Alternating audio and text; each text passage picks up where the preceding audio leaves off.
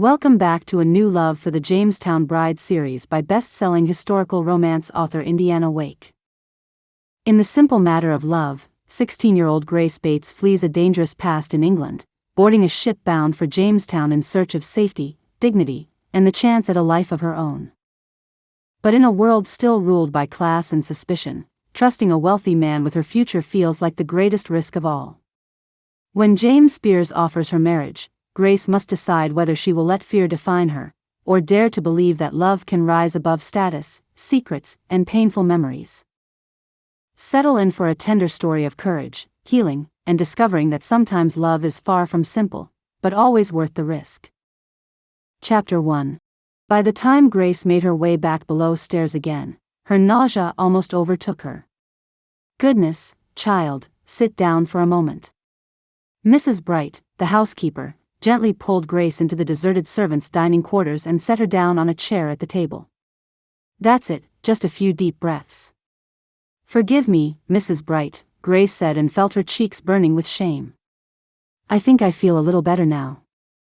"I'm sorry." "Do stop apologizing, child.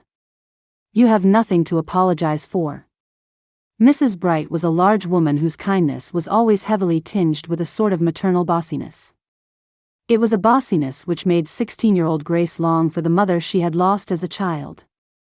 Even though she had been only 10 years old when her mother had succumbed to tuberculosis, still, Grace had a truly perfect memory of her. Her father, who had died 2 years later, was not a man she brought to mind very often and, as such, his own features were indistinct to her these days. The two of them were very different. Her mother had been all love and gentle force, whereas her father had been all selfishness and drink. When she had gone into service as an orphan at the age of just 12, Grace had simply been grateful to no longer live under her father's roof. At least she was being paid for her hard work now, albeit not very much. "Now then, what did the master say?" Mrs. Bright spoke gently, clearly keen to have all the details. "Is he to let you go?" "Oh, Mrs. Bright, he swears that he will never let me leave this house." Grace felt her stomach gripped by that awful queasiness once again. "And if I ever do leave, he says it will be without a reference. Worse than that, Mrs. Bright, he says that he will poison all of London against me and that I will never work again, in any house of good standing anywhere. He says that I will starve in the gutter or else I will have to sell myself by night." Grace covered her mouth with her hand and held it there tightly until the fear of being sick began to pass. "That's right, deep breaths." Mrs. Bright settled down in the chair next to Grace and laid a hand on her shoulder. "All is not lost just yet, my dear. I have another plan that doesn't involve the master at all. You mustn't worry, my little one, I will get you out of here." Grace's eyes opened wide at such a wonderful thought. "I am so afraid, Mrs. Bright. I cannot think why it is the master is so obsessed with me, yet he will not let me go. I know that his obsession must surely become something much uglier in time and I cannot bear it. What man would marry me then? I will have to spend my whole life here with Sir Graham, even though I cannot bear him. Do you really think he will make such a move, my dear?" Grace's eyes filled with tears, but she would not let them fall. She shook her head and bit them back. "I have no experience of such things and yet I'm certain of it. There is a look in his eyes when he approaches me, and he finds more and more ways of having me alone in a room with him. He has reached for me more than once and I have managed to get away. But he is growing angry with this and I know there will come a day when his anger gets the better of him and he grips me hard and will not let me go. And that is the day I will be ruined forever, Mrs. Bright. Perhaps I would be better off living in the gutter, starving to death. Why can he not ignore me completely?" For 4 years, Grace Bates had worked in the fine Kensington home of Sir Graham Keswick without incident. She had begun as a scullery maid and had been so hard-working that Mrs. Bright had very soon raised her up as a maid of all works. Grace could not have been happier with her position, being a girl of few wants and expectations in life. She had even managed to save a little money here and there in the hopes that she would, one day, prove a good marriage prospect for a young man with a job. And she had done everything in her power to improve herself. Learning to read well, although she could not yet write with ease, but she still tried. Even practicing her speech until it had, over time, become something much gentler and a little more cultured. Grace had even given herself the idea that she could be in a good position to marry a fine young man by the time she had reached 22 years. She could marry sooner, of course, if she chose to marry a man who worked as a laborer or something similar. But Grace had no stomach for rougher men and harbored a quiet dream of marrying a scrivener, or a man who worked at accounts. Not a wealthy man, just one who got by. But one who got by quietly with no shouting, no drinking, no bullying. All she wanted in the world, in truth, was a gentleman to take care of her. And when that man came along, she would take equally good care of him. But now, Sir Graham Keswick had taken notice of her. After 4 years, she was beginning to blossom into a beautiful young woman, and she rather wished she were not. Whenever he saw her, his eyes followed her and hungrily looked her up and down. At times he would lick his lips, and he reminded her a little of the dog that stood outside the butcher's shop drooling over the meat. Only she couldn't chase him off. All she could do was try to hide and keep her dignity as much as she could. It was a most uncomfortable thing, humiliating, and she would have given anything to be the plainest young woman in all of London. Well, Grace, Sir Graham has never been a kind man, but I had never thought him to be quite so grubby. In truth, I'm disappointed in him, more disappointed than I can say. Mrs. Bright shook her head sadly from side to side. But I have seen the way he looks at you, child, and I do not doubt your words for a moment. You are the only person who would believe it, I'm sure. That's why I have never told anybody else, nobody. Grace fought hard to hold back the tears. You only need one person to believe in you, my dear, that's all. Mrs. Bright pulled her into her arms and embraced her in a most uncharacteristically gentle way. I will find a way to get you out of here, Grace. But you must keep it absolutely to yourself, or Sir Graham will see me out of the post here, you can believe that. You mustn't do anything that will get you into trouble, Mrs. Bright. This is my problem, not yours, Grace said and meant it. Oh no, no. Mrs. Bright shook her head vigorously. I am the housekeeper here and you are my responsibility, she said firmly.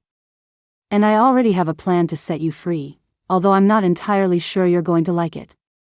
It means leaving, you see. Not just leaving this house but leaving London. I don't mind leaving London, Mrs. Bright. I would miss you, obviously, but if I have to go out into the counties to get away, then that's what I must do. I am not talking of you going out into the counties, Grace. I'm talking about you leaving England altogether. And not for Scotland, Wales, or Ireland either, but for America. America? Grace's eyes were as wide as saucers as her mouth fell open. Just hear me out, my dear, Mrs. Bright said and smiled soothingly. Just hear me out. Chapter 2. You must not tell anybody that I am Mrs. Bright's cousin, Miss Bates, or she'll be in for it. If she's discovered, I mean. I'm sure you know that master of yours will throw her out without a reference, Peter Mackie said in a serious tone. But she's determined that I help you. He smiled and looked just an ounce less serious. And a young woman with your skills will be very easy to place, I'm sure. Place, in America? Grace said nervously. Yes, in America. Jamestown, to be precise. And where is Jamestown? Grace asked, as if it made any difference at all. After all, America was thousands of miles away. What did it matter exactly where Jamestown was? If she ever made her way there, she was certain that she would never come back. It did not matter whether it was east, west, or somewhere in the middle. If she agreed to this, it was permanent, she knew it. It's a little back from the east coast, although there is a fair way to travel by river once you've left the open sea. And the sea crossing can take up to 3 months, it's not an easy thing, I won't lie to you. And you say that I'll be able to find a husband when I get there? Grace said in a near whisper as she peered all about her. Mrs. Bright had told her to meet Peter Mackie in the Marsh Inn at Lambeth. It was out of the way, but not so far that she would be missed, for it was not far off her route to the market. She'd never set foot inside an inn before, although she had stood outside countless such places as a child, peering in through dirty windows in hopes of finding her father. She felt furtive now, sitting in such a place, even though by day it all seemed pleasant enough. Yes, and you'll have hopes of finding a good husband as well. The women in Jamestown have their pick of the men, because there are so few women to go around. That does not sound like a good thing, Mr. Mackey, Grace whispered again as a shiver ran down her spine. I already live in a house where the master is somewhat agitated. She hoped that Peter Mackey would understand her meaning without her having to explain. It sounds as if these womanless men might also be a little agitated. The women are well looked after, my dear. Everybody is housed either with families where there is already a wife, or with a gentleman who has a great number of female staff. The men know they have to behave themselves if they are to find a wife, so I don't think you'll find them quite as agitated as you think. And there is a new governor making his way out, one who is very keen that all the maids who go out to Virginia are well treated.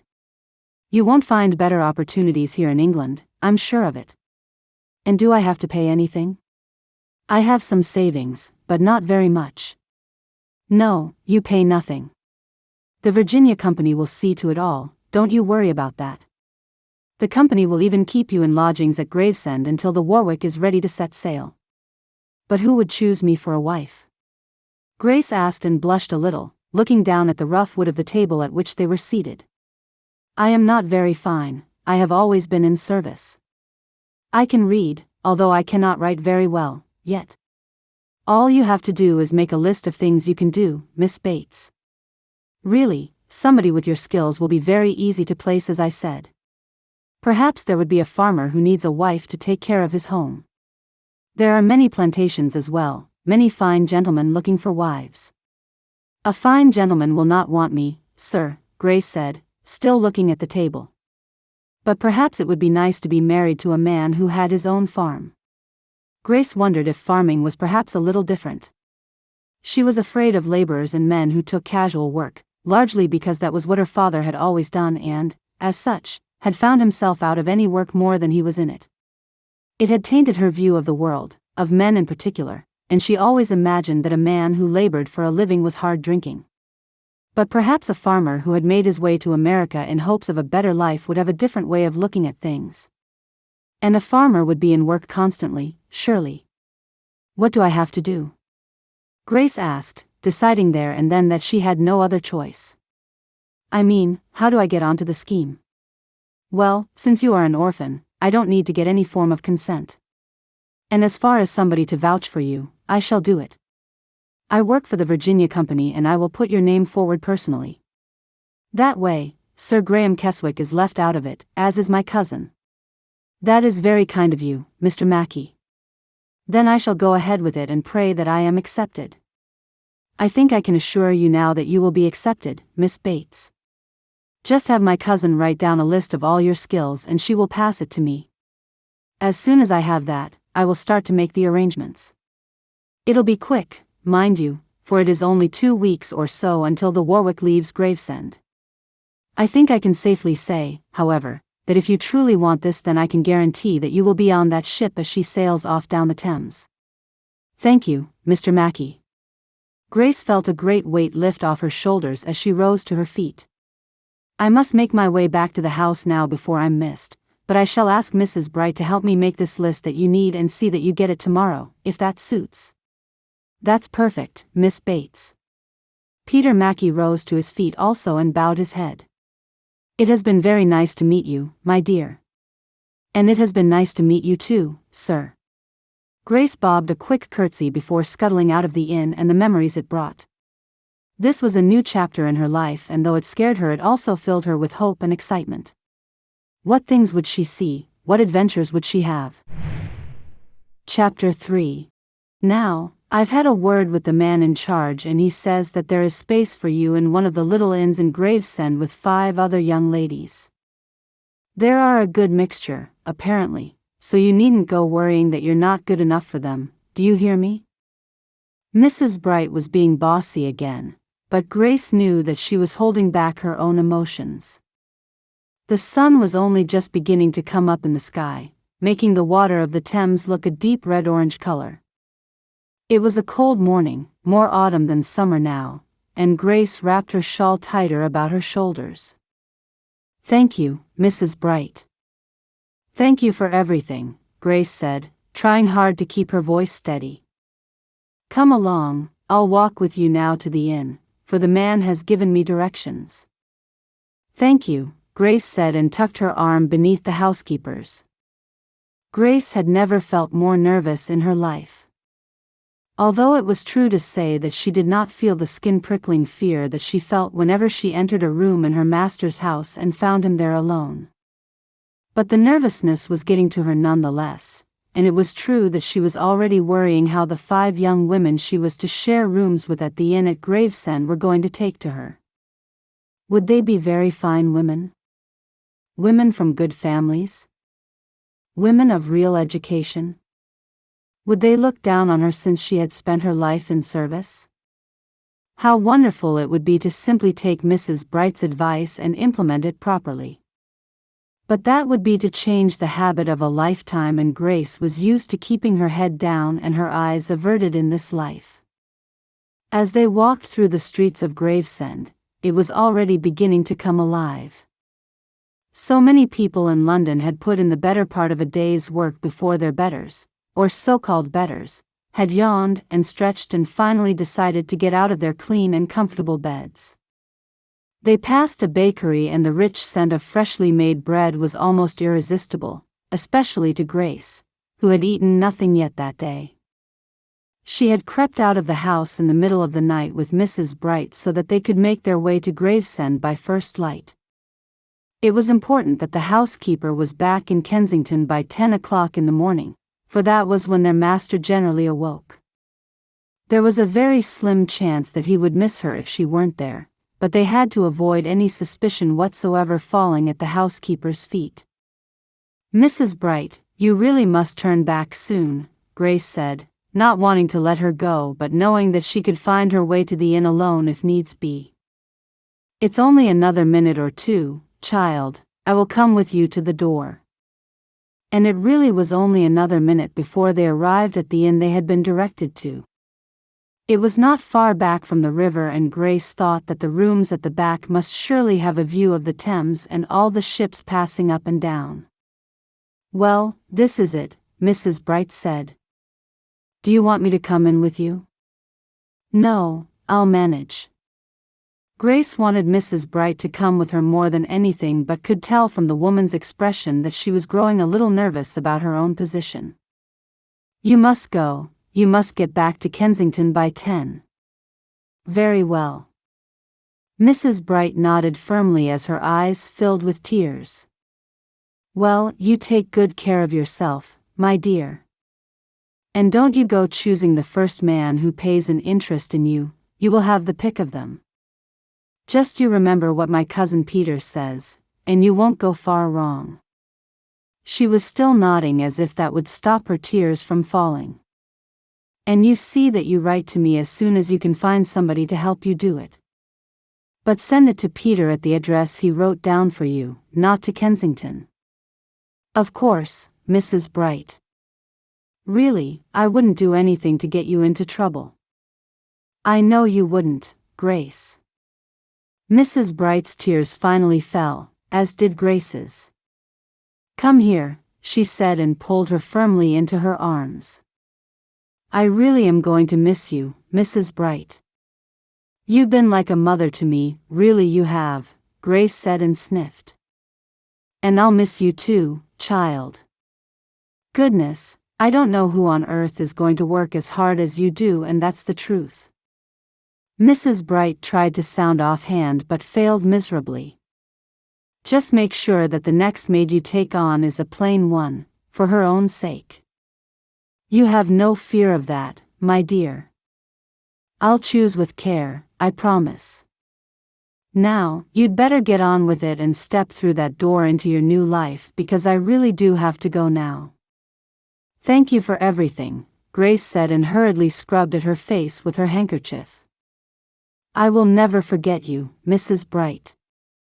Grace knew that she was looking upon the housekeeper's face for the last time. Once Mrs. Bright turned and left, she would be gone forever. "Go through that door now, Grace. I'll stand here until you're inside and it's closed behind you," Mrs. Bright said and gently turned her, pushing her a little toward the wide wooden door. Grace turned the handle and was curiously surprised to find that the door was unlocked. But of course, it was unlocked. It was an inn and it would rarely be closed so tightly against the world. She pushed the door gently inward and stepped inside, turning to look at her only friend in the world for the last time. "This is it then," Grace said, determined to keep her tears at bay now that she was to meet new people. "This is it." Mrs. Bright, who had no such considerations to concern herself, cried freely. "In you go now, child, before I dissolve." She blew her nose loudly. "Goodbye, Mrs. Bright." "Goodbye, Grace." "Godspeed." She nodded, indicating that Grace must close the door and release her at last. When the door clicked shut, Grace stood there for a moment looking at it. She had an urge to open the door again and peer out to see if Mrs. Bright still stood there. In her heart, she was certain that Mrs. Bright would stand there for some minutes just to be sure that Grace had not changed her mind. Oh, how she wanted to open that door, but she knew she couldn't.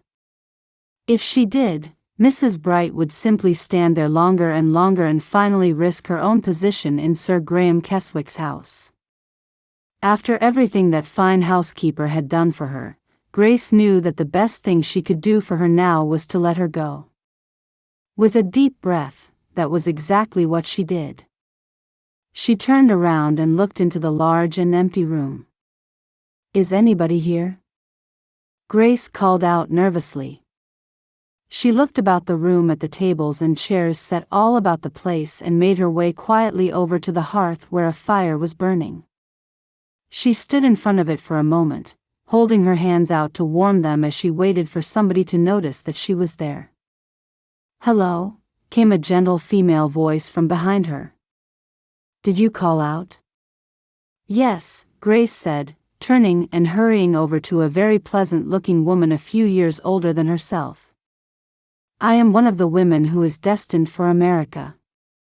I was told to come here for my lodgings. Do you keep the inn here, miss?" Grace was extraordinarily nervous. No. I am Anne." The woman smiled at her brightly. "Forgive me, I am Anne Wallace and I am also destined for America." "Oh, I see," Grace said, relieved that at least one of her traveling companions looked set to be friendly. "It is nice to meet you, Miss Wallace. My name is Grace Bates." "It is nice to meet you, Miss Bates. But if I may call you Grace, will you call me Anne?" The woman was already reaching out to take her hand. "We've got a long journey to make and those of us who are already here have decided that we should make it as friends." "Oh yes, I would like that very much," Grace said, and the wave of relief which hit her almost made her cry. "Here, let me carry your bag for you and I'll show you to your room. The innkeeper is a nice man but a little lackadaisical at times." And laughed as she led her to the stairs. "But the rooms are nice, and we have been well looked after." "That is a relief," Grace said with a sigh. "And thank you, Anne. I really am very nervous, and it was so nice of you to greet me. We have all been nervous here, my dear. We have to look after one another now." And with that, Anne Wallace led her away up the stairs. Chapter 4. After 3 dreadful months at sea and an anxious river sailing, the Warwick finally docked at a large and run-down-looking wharf at Jamestown. The ship was still out in the middle of the river and the news that they would have to climb down and be rowed across in little boats was not well received by an already nervous Grace. "What an awful thing to come this far and drown now," Grace said quietly, and Anne, putting an arm around her, laughed. "What?" Grace turned to look at her. "You must stop thinking of things to frighten yourself with, Grace." Even though Anne was chuckling, Grace could tell that her friend was suffering a little nervousness of her own. We've had enough tales of terror to last us a lifetime." And looked back over her shoulder pointedly, even though there was nobody there. She was, of course, referring to a young man who worked aboard the Warwick. One with a great imagination and a determination to tell the tallest tales to any woman who would listen to him. In the beginning, his stories had frightened Grace a little, and it was not until they had begun to grow in incredulous detail that she realized he was doing nothing more than trying to impress the ladies. "We have, and I only hope they are not true. We're here now, Grace. We were not attacked by anybody on the way along the River James, were we? You must have hope, my dear." "Yes, we must all have hope." Constance Dearborn was a very sensible woman, and Grace liked her enormously. Of the 6 of them who had traveled together, Grace had found herself closer to Anne Wallace than anybody. She liked Constance, but always felt a little young and foolish in her company. Diana and Caroline were nice women also, but both were very clever and somehow a little distant in their manner. And as for Julia Darnley, she was kindly and romantic, but so well-bred that Grace always felt a little clumsy in front of her. They were all friends, good friends, but Anne would be her friend for life, and she knew it. Or at least she hoped so, for there was no telling where any of them would end up. In the end, climbing down from the Warwick to be rowed across in one of the small boats was not as bad as Grace had imagined it would be. As each little boat came ashore, the crowd of young women gathered there became larger and larger. The wharf was crowded with people, mostly men, and yet it was strangely quiet. Grace remembered Peter Mackey's words and began to hope that they might be true. Perhaps the men were well behaved and not as agitated as she had imagined they would be. Making a secretive study of them, Grace was certain that she couldn't see a man there who had that dreadful look of hunger that Sir Graham Keswick often had when he peered at her so closely. At first, she thought the men were hardly looking at the women at all. That was until she studied them more closely and realized that they were peering as secretively as she was. Perhaps they were just on their best behavior, each one of them feigning a sort of nonchalance. Grace had imagined that the ground would feel very peculiar to her when she stepped upon it again after so many months at sea. But in the end, it felt no different to her than standing on the heavy boards between decks.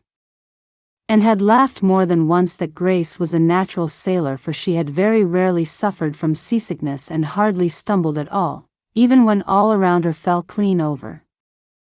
She smiled to herself. Perhaps she should add good balance to her list of skills.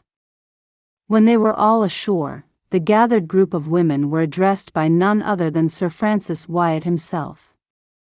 He was newly the governor of Jamestown, arriving only weeks before they had, and Grace thought it must surely be a great honor to have him address them. But her nerves quickly overtook her as she thought of all that was to come, and she found that she heard very little of his welcoming speech after all. The only part which had affected her and made her pay attention was when Sir Francis had declared that none of them were to be treated as servants. They were maids for Virginia now, and were to be lodged with nice families whilst they waited to be settled into their own lives, which, she thought, presumably meant marriages. How nice it would be to live in a house with a nice family and not be expected to dust and polish, to set fires and draw curtains. Even if that were what she went to in the end, at least she would have a little while to herself. Perhaps she would even be waited on now and again. What a treat that would be! "What are you smiling at?" Anne whispered to her as Sir Francis Wyatt began to bring his grand speech to a close. "I was just wondering if I would be in a house where a maid might even bring me a cup of tea," Grace said, and smiled as Anne stifled a laugh. "I do hope so, my dear. After all the time you have spent trying to keep the Good Ship Warwick clean, I think you deserve a little rest." Grace took the teasing good-naturedly, remembering well how she had, indeed, tried to keep their maritime accommodation as clean as possible. It was, she supposed, just a habit of hers to make sure that everything was in order and those around her had everything they needed. Perhaps such a trait would serve her well in her married life. After all, looking after just one person in a small house must surely be easier than being a maid of all works in a fine and large establishment like the home of Sir Graham Keswick. If she was really lucky, perhaps her hard work was truly over for this lifetime. When the humorous respite came to an end, Grace found her anxiety was riding high once more. An official from the Virginia Company, a man called John Watterson, introduced himself and then immediately began to tell them where they would be staying. The moment that she realized that she and Anne would not be together, Grace began to panic. Mr. Watterson was nice and did everything he could to allay her fears, but he truly hadn't managed it. She had thanked him warmly when he said that they most certainly were not prisoners and that they could see each other whenever they liked, but even then, she hadn't quite believed him. "Oh, Anne, what if I never see you again?" Grace asked in a whisper as the two women stood hand in hand on the wharf. John Watterson had disappeared to get the wagons ready to take each of the young women to their designated lodgings. The other women were talking hurriedly amongst themselves, all of them trying to take comfort from John Watterson's words. "Of course, you will see me again, my dear. I will make very sure of it, you may believe that," Anne said firmly. "As soon as I am in my lodgings, I will ask Mrs. Barak to give me directions to the home of Mr. and Mrs. Carrick." "Goodness, I had already forgotten their names," Grace said, realizing that her nerves really had overtaken her if she had forgotten the names of the man and wife who were to be taking her in until she was married. "Mr. and Mrs. Carrick," she said to herself in hopes that she would not forget them again. "And the very moment that I am free to come and see you, I shall be knocking at Mr. Carrick's door. I will not abandon you, Grace, not now." As Anne spoke, Grace could see tears in her eyes. At that moment, Anne reminded her of her beloved Mrs. Bright, a little bossy with her, but lovingly so. Not to mention the fact that she was ministering to Grace in order to stave off her own emotions. "And I shall ask Mr. Carrick if I can come to see you," Grace said. "You need not ask him, you must tell him. Politely, but tell him, nonetheless. Just remember, Sir Francis Wyatt said that we are not prisoners or slaves but guests. And very welcome guests at that." "I will try." "You must, Grace. You must let go of the idea that you are only worth half of another person. You are whole, you are beautiful, and you are very clever." And suddenly gripped her shoulders and looked right into her eyes. "Promise me, Grace."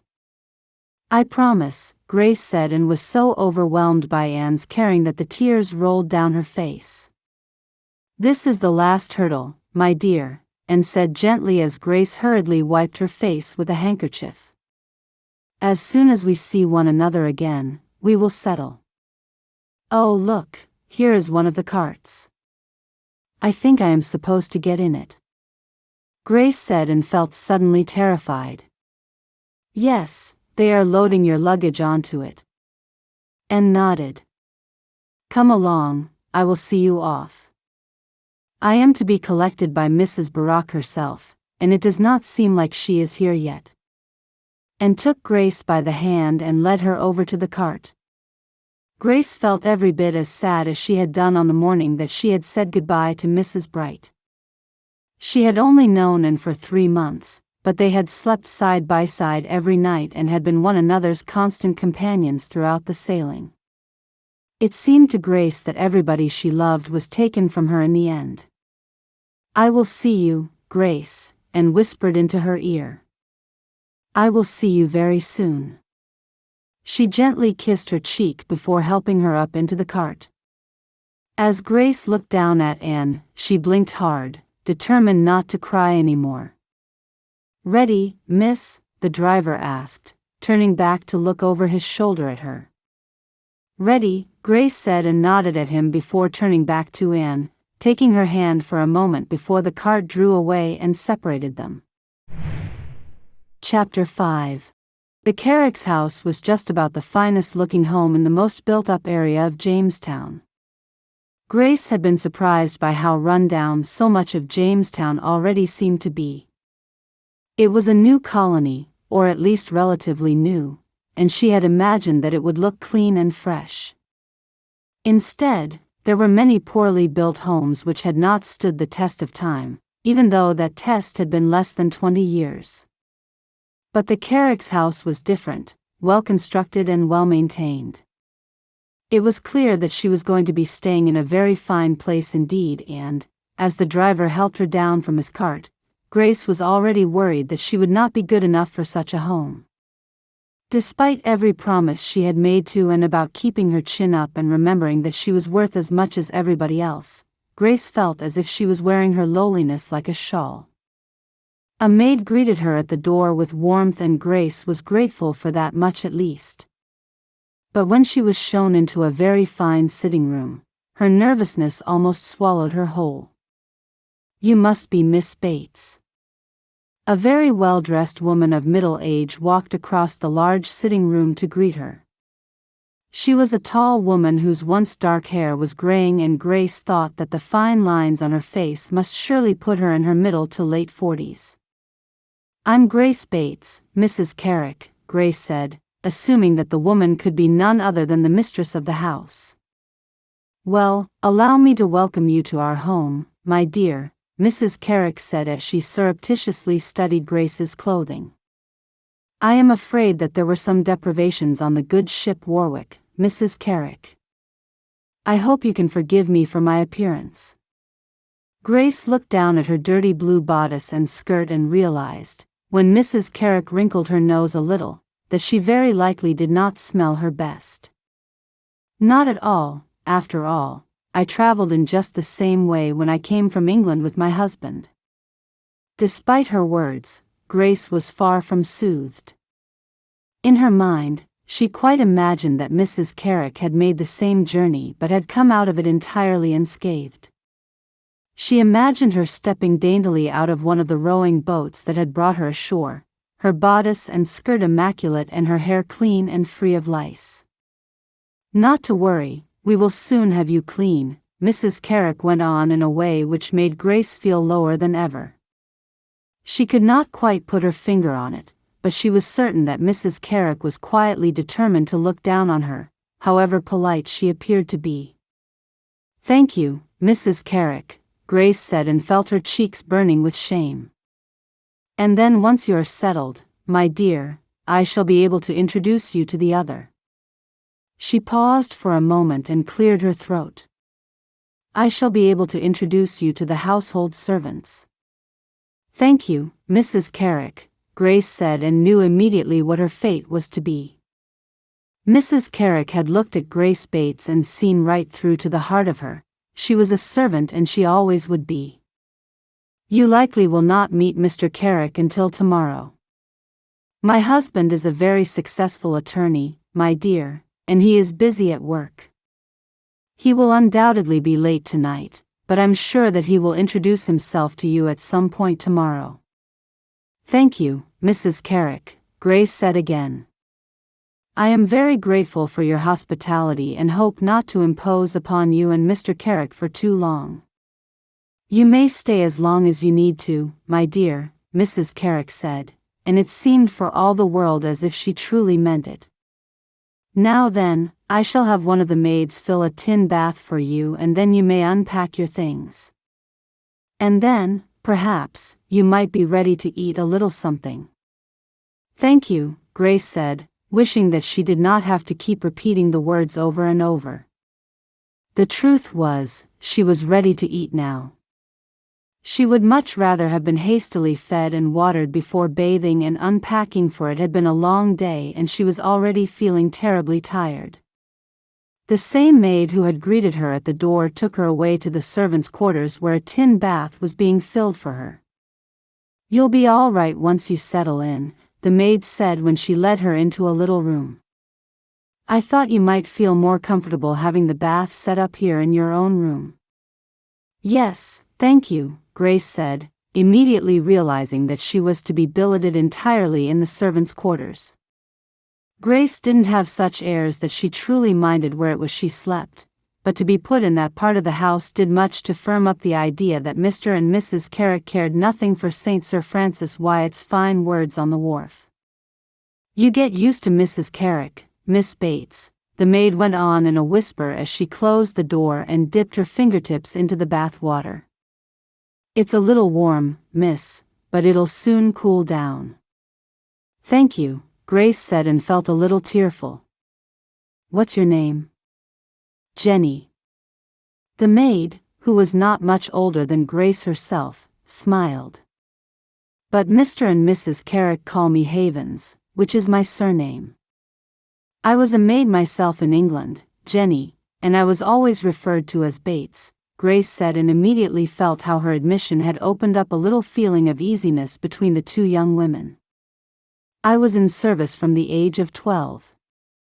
I was a little younger, Miss Bates, and I was in service to Mr. and Mrs. Carrick back in England.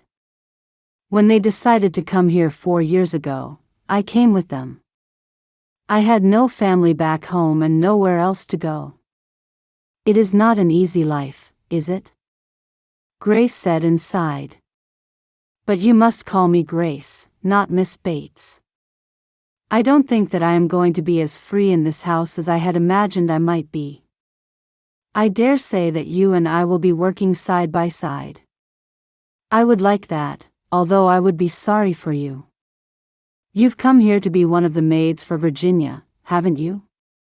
Jenny said, full of curiosity. Yes, I was hoping to make a good match. I couldn't in England, for the master of the house I worked in was a little forward. It was the first time Grace had explained her circumstances without blushing.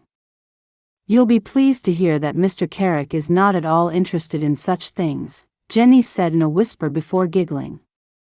Thank goodness. Above all things, I am bound to tell you that I find that a great relief.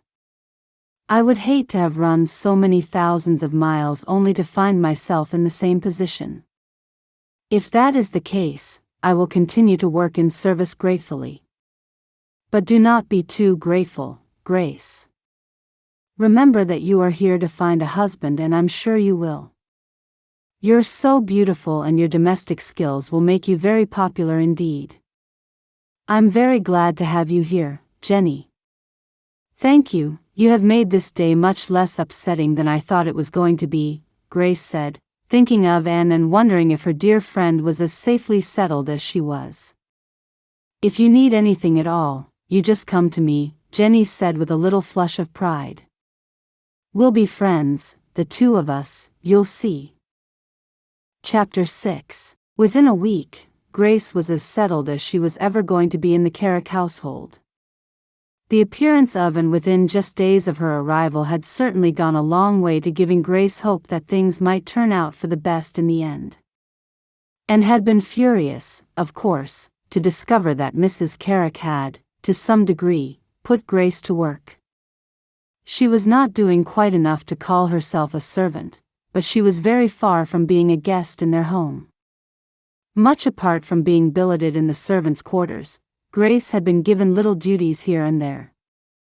In no time at all, it was already a habit for her to serve tea in the afternoon to Mr. and Mrs. Carrick, if Mr. Carrick was at home, or to Mrs. Carrick and whomever of her guests had come to visit her that day. On top of that, there was a little dusting and polishing, and she was expected to help Jenny make the beds every morning. If she was honest, Grace didn't mind that at all, for it gave her time to spend with her newest friend. But Anne was not happy with any of it, even though Grace had assured her that she did none of the dirty work such as cleaning and blacking the fire grates.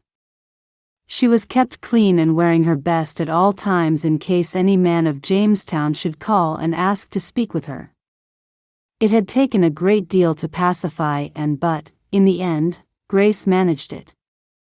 She begged her not to do anything that would rock the boat or make her stay in Mr. Carrick's home an awkward one. After all, she might very well soon be married and away from there. On her third morning in Jamestown, Grace received her first male caller. She did, however, only see him from the window of the sitting room, for Mrs. Carrick had shooed him away without an audience. Grace could see from the window that the man was drunk and greatly disheveled, and she had clearly heard him ask to speak to the young maiden who had come all the way from England to be married. In truth, she was relieved that Mrs. Carrick hadn't shown the man in, for she had no intention whatsoever of marrying a drunk. She had not got so far from her old life in her father's house only to end up marrying a man of the same addiction. However, she could hear Mrs. Carrick berating him and couldn't help but wish that she had, at least, treated him with a little kindness and little decency. He might be a drunk, but he was still a human being, and Mrs. Carrick's behavior made Grace like her even less. "I am sorry to say that your first caller, my dear, was Jamestown's most determined drunk," Mrs. Carrick said, laughing a little haughtily as she joined her in the sitting room. "But you mustn't worry, I've sent him away." "Thank you," Grace said simply and stood in the middle of the room. Now that it was established that she had no caller, she would certainly not be allowed to sit down and be at her ease in the sitting room. The pretense was at an end before it had even begun. "Perhaps you would be good enough to fetch me a little tea, my dear. I know it is only mid-morning, but I am parched." Mrs. Carrick settled herself down on a comfortable couch and smiled up at Grace. And there it was, from guest to servant in the blink of an eye. "Certainly, Mrs. Carrick," Grace said and returned her smile before leaving the room.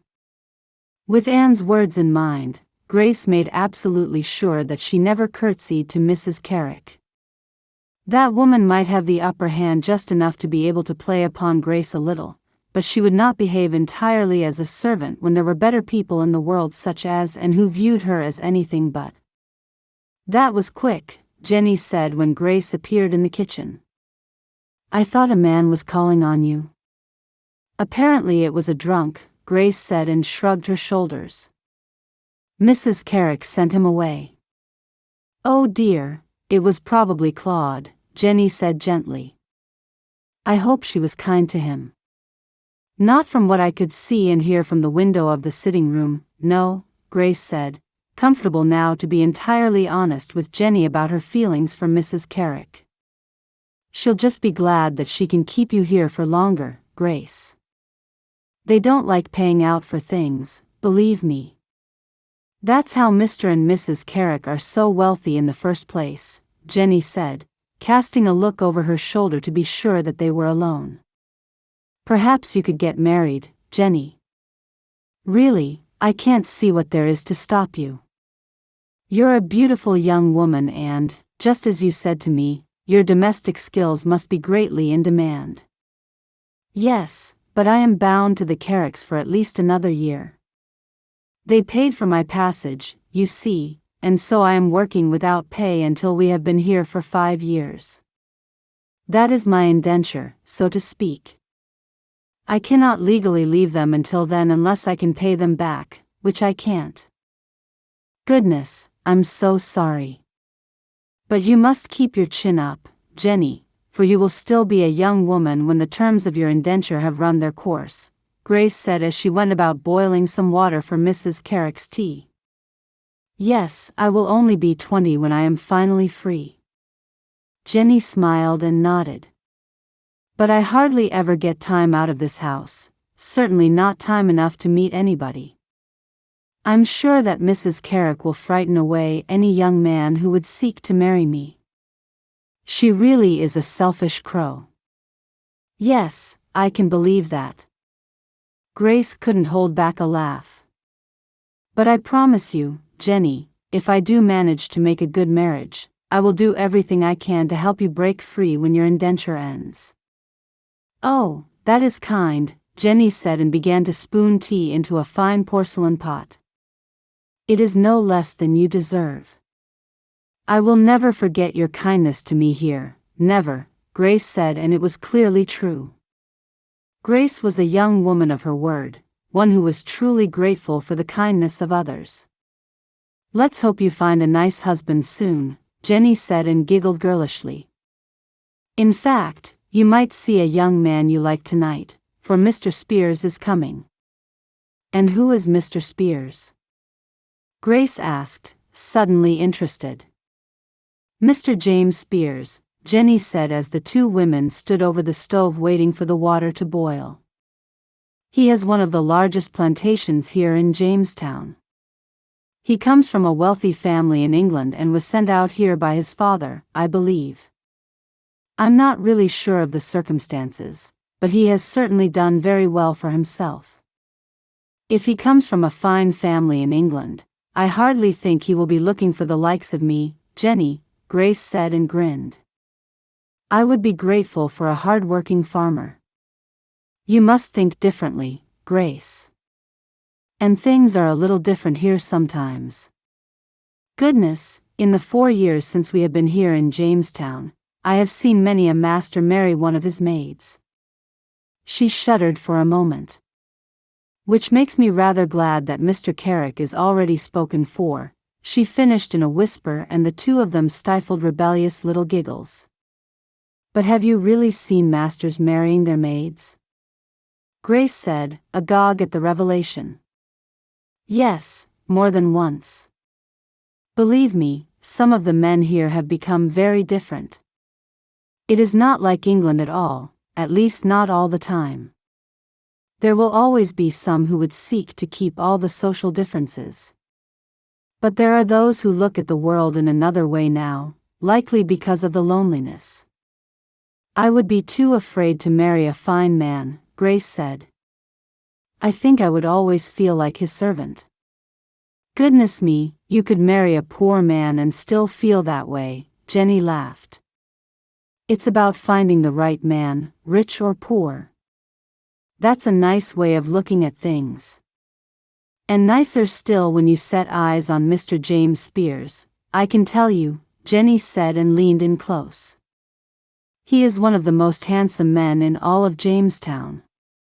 I don't know why he hasn't married already.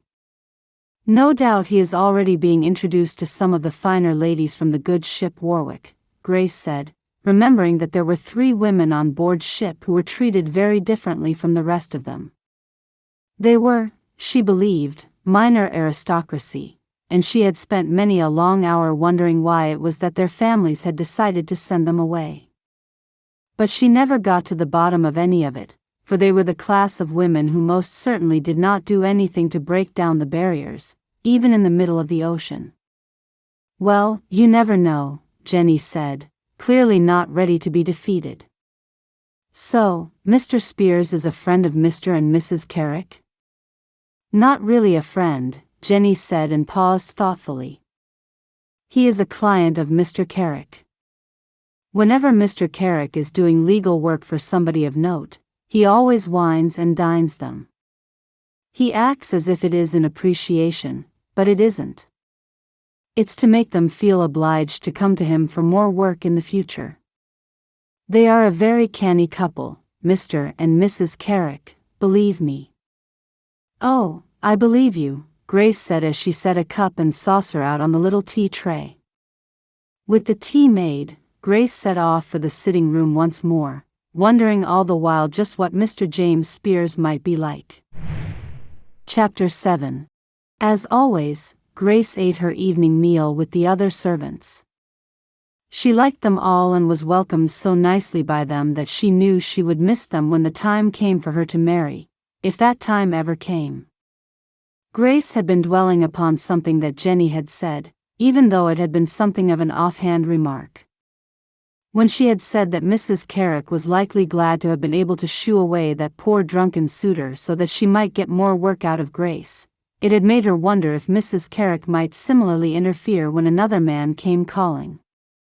Of course, it was not something that Mrs. Carrick could get away with for long, but might she spoil her chances of finding the very best match possible? The servants had eaten an early meal that evening, given that they were expected to wait on the family and their guest. Mrs. Carrick had demanded a very fine meal be made, and it was clear that she and her husband had every intention of impressing Mr. Spears. Grace had offered to clear away the servants' dinner table, happy to do so as she knew well how hard they would be working for the rest of the evening.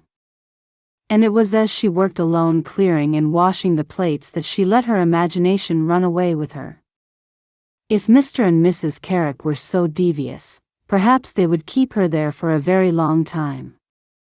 "She's being very demanding this evening," Jenny said, bursting back into the kitchen with an exaggerated sigh.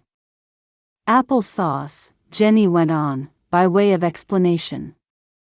"Oh, I see," Grace said and winced. "How is the night going otherwise?" "Poor Mr. Spears, he is like a fish out of water in this house," Jenny said, locating the apple sauce and holding it triumphantly aloft. "Mr. and Mrs. Carrick never stop talking and the poor man cannot get a word in. Perhaps he's glad of it, perhaps he has nothing at all to say to either one of them." Jenny chuckled before darting away out of the kitchen. Grace had everything cleared and put away in no time and decided to wait in the kitchen rather than retiring to her own room. She had thought to read for a while, but quickly decided that the household servants could likely do with as much help as they could get, and so instead, she sat at the kitchen table ready to help them in any way she could. Throughout the evening, Grace had proved to be invaluable and every member of staff was inordinately grateful to her. She felt useful and, despite not wanting to be a servant anymore, she felt as if she belonged. They were a kind group of people and very welcoming, and that, in the end, was all that truly mattered to Grace. "Now she wants coffee and cake and clean plates," Jenny said with another great sigh as she struggled into the kitchen carrying more dirty plates on a tray than a woman of her small stature should ever be expected to carry. "Here, let me help," Grace said, immediately taking the tray from her and setting it down on the kitchen table. "I'll get these plates clean whilst you cut the cake. And there is already water boiling on the stove, I thought you might need it. However, did we manage without you, Grace Bates?"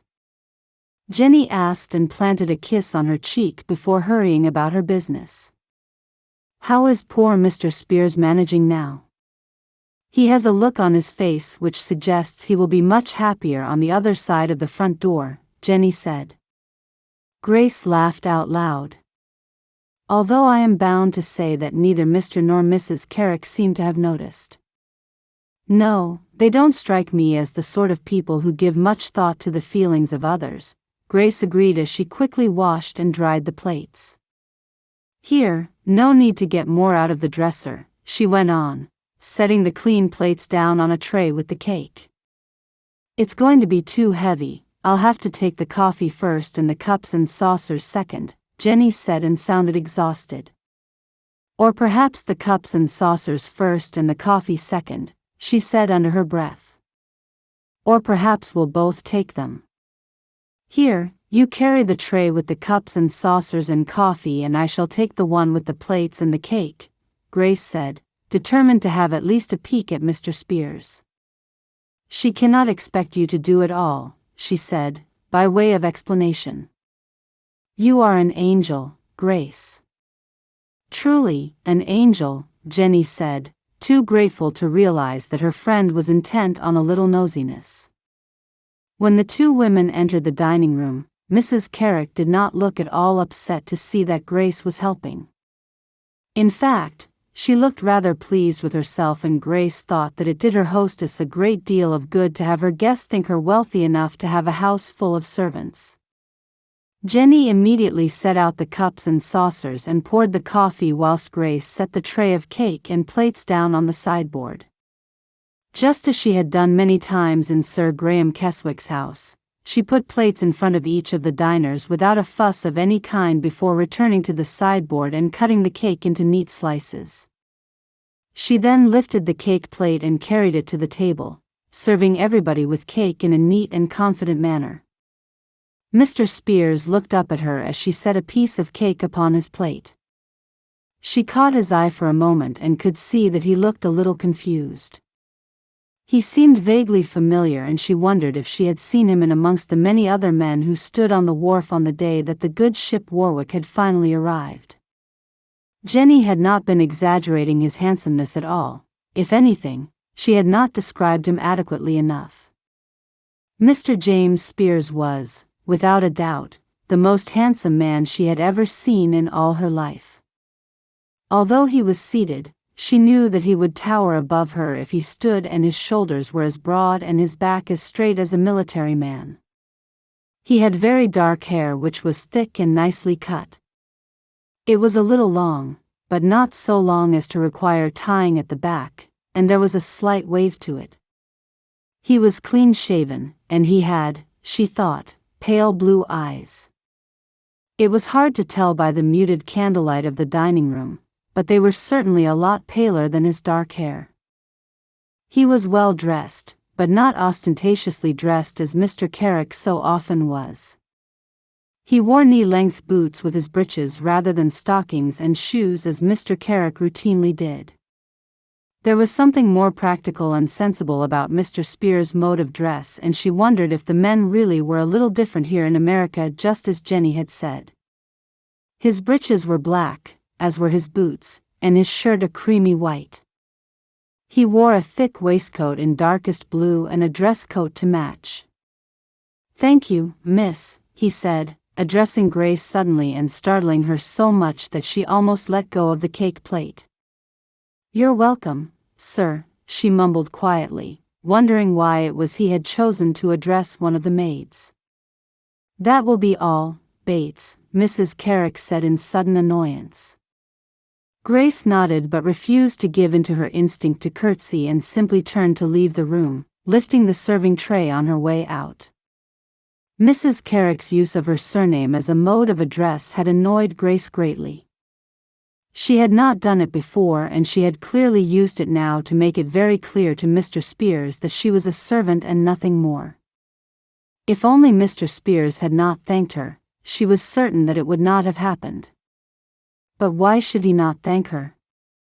Why should he not have manners even if his hosts lacked them entirely? Grace spent the rest of the evening in the kitchen fuming and feeling dreadfully nervous by turns. But what if Mrs. Carricks was angry with her? But then what did it matter? The woman was never supposed to be treating her as a housemaid at all. But still, Grace felt a little afraid and wondered what would happen next. "Finally, this evening is over," Jenny said when she came into the kitchen for the last time. "I am to clear the rest of the table, and you, apparently, are to show Mr. Spears to the door. So, am I in trouble or am I not? It is hard to say, for Mrs. Carricks seems so angry with me. She is only angry that Mr. Spears showed an interest in you. But no doubt now she's thought about it, to have you show him to the door is to make it clear in his mind that you are a servant. Don't worry, just do it and forget about it. She'll soon get over her little fit of annoyance. And if she doesn't, well, you just go and see that new governor, Sir Francis." "All right," Grace said, steeling herself before making her way to the dining room once more. When she arrived, the Carricks were just bidding their guest a good evening. Grace stood quietly by the door, grateful for all her training in Kensington. As much as it had annoyed her, she felt comfortable at that moment, oddly knowing her place. "Oh, there you are. If you would show Mr. Spears to the door," Mrs. Carricks said with a smile that was very much warmer than she had been expecting. No doubt she'd had time enough to regret addressing Grace as Bates. Perhaps she was even worrying that Grace might now make her way to Sir Francis Wyatt, just as Jenny had suggested. "Very well, Mrs. Carricks," Grace said, playing her part and hoping that Mrs. Carricks would be awake all night worrying about it. Mr. Spears followed her quietly from the room and all the way to the front door. As Grace made to open it, he reached out and laid his palm flat on the door so that she could not pull it toward her. "Mr. Spears?" Grace said nervously. "Forgive me, but why are you showing me to the door? Why are you serving coffee at Mr. and Mrs. Carrick's table?" "I do not understand, sir," Grace said, not wanting to say anything derogatory about her host and hostess. "You are one of the young women from England, aren't you?" "Yes, sir," Grace said and looked down, unable to stare into his handsome face without blushing. "You are not a servant and the Carricks should not treat you as one," he said, firm but rather kind in his manner of speaking. "I'm very grateful to them for taking me in, sir," Grace said gently. "And I was in service in England anyway, so it is of little matter." "It is not the point, you did not come here to be in service now." "I suppose it is only until I am settled," she said, stumbling over her words a little. "And has anybody called upon you?" James Spears asked and seemed a little awkward suddenly, almost as awkward as Grace felt. "So far only one, sir. A man called Claude," she said and looked up as Mr. Spears chuckled. "Sir?" "Forgive me," he said. "Poor Claude, he does try. Mrs. Carrick sent him away and I did not even see him. As unpleasant as I find that woman, perhaps that was for the best in the end." "Perhaps," Grace said, not knowing what else to say. "If you ever need any assistance, Miss Bates, ask for directions to my plantation, Taunton's 100. Everybody knows where it is, and it will only take you 20 minutes of walking to reach me." "Thank you, sir," Grace said, wondering exactly what sort of assistance he meant. "If you find that Mrs. Carrick makes too many demands of you, I shall speak on your behalf to the governor. She should not be making use of you in such a way, and I am sure I am not the only person who would find her behavior despicable. But I shall not upset things for you unless you ask me to." "Thank you, you are very kind," Grace said, struggling to speak through her amazement. Nobody had ever stood up for her in quite such a way before, and certainly never a man of James Spears' standing. In England, a wealthy man of such circumstance as Mr. Spears would hardly have noticed her, never mind been made angry by the fact that she had been addressed as a servant when she should have been sitting at the dinner table as any other guest in somebody's home ought to. "And thank you for the coffee and the cake, it was very thoughtful," he said, thanking her for the second time. "You're welcome, Mr. Spears," Grace said, and was suddenly very aware of his physicality.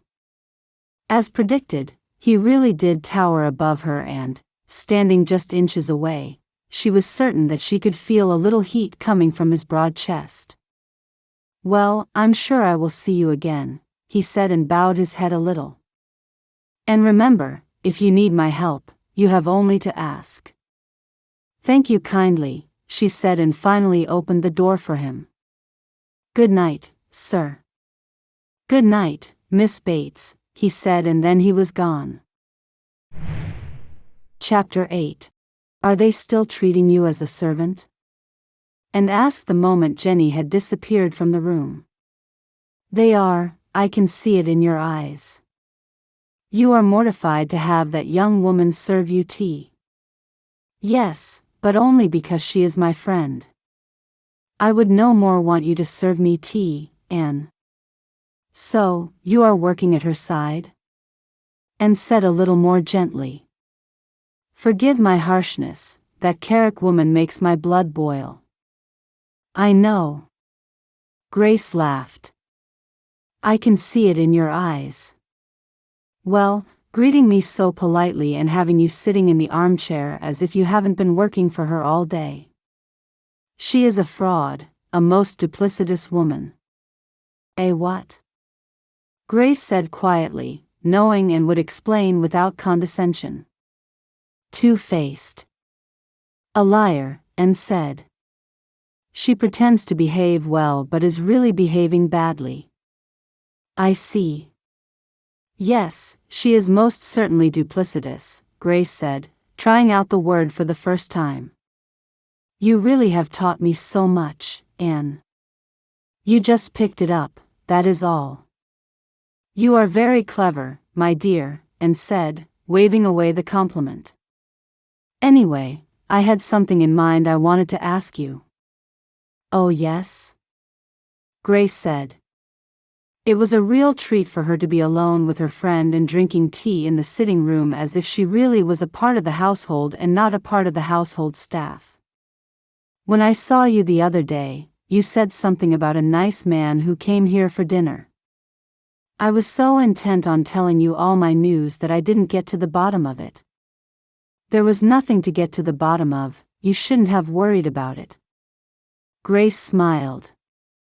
I have Mrs. Barak to speak to, but you have only Mrs. Carrick. I should have listened instead of talking about my own concerns for such a long time. Not at all. I was so amused to hear about Jed Horton's boil, Grace chuckled. Poor Mr. Horton, she added in a guilty tone. And I have Jenny to talk to here, you really must not fret. You are too kind. And sighed. Still, tell me about this man who you claim is not for you. Well, that is just it, he is not for me, Grace said and immediately drew an image of the handsome Mr. Spears to mind. Why? Because he is a very wealthy man. Have you heard of Mr. James Spears? No, but I can ask Mrs. Barak about him. He has a large plantation called Taunton's 100. Oh yes, I have heard that name. It is one of the largest plantations, isn't it? And leaned back in her chair and cradled her teacup to her chest. Grace thought how funny it was that the sailing had changed them all in such little ways. She was sure that in her prior life, and Wallace would never have leaned back to make herself comfortable and would have sat up straight and proper instead. Maybe their time on the Warwick had done them some good. So Jenny tells me. Grace nodded. Not that it will do me any good. He was a nice man and that's all. It isn't like he came here to propose. Then why did he come? Some land transfer or something. Mr. Carrick was acting as his attorney and so he came to dinner. He impressed you though, I can tell, and said in a loud whisper.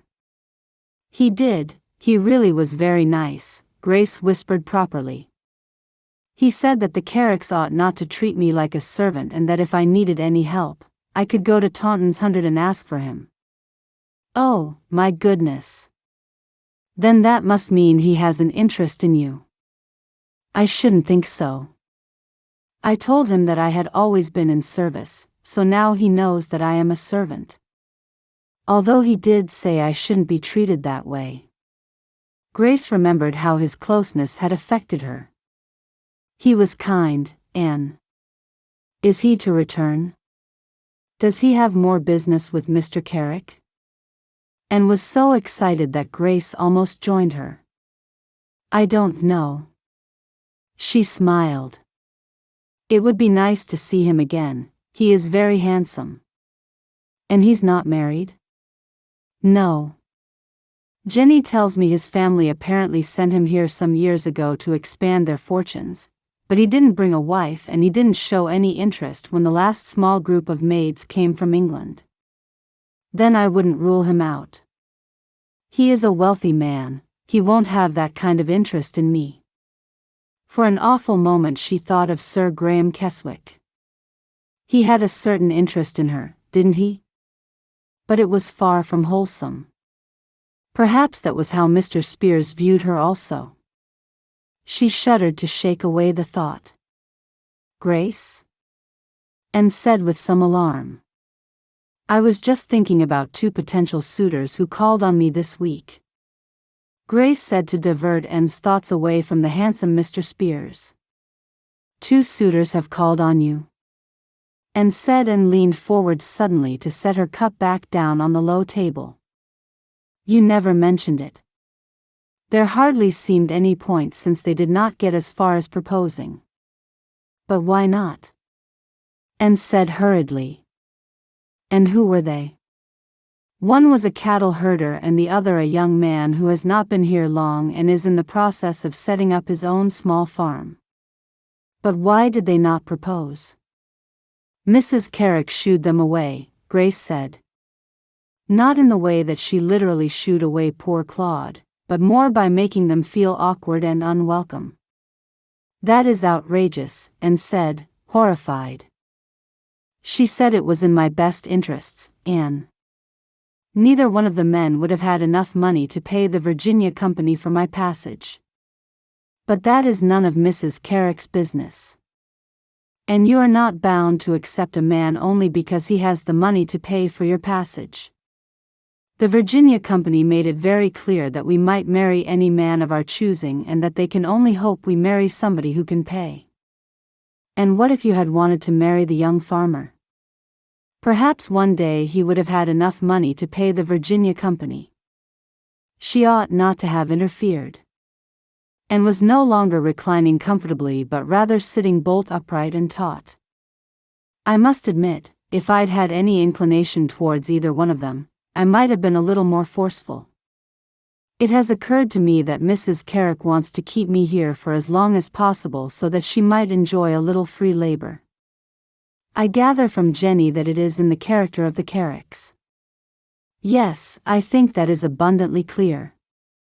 I know that I want to marry well, but I must admit that I feel sorry for the men who have been here alone for so long and would be denied a wife simply because they could not afford to pay for her passage from England," Grace said a little mournfully.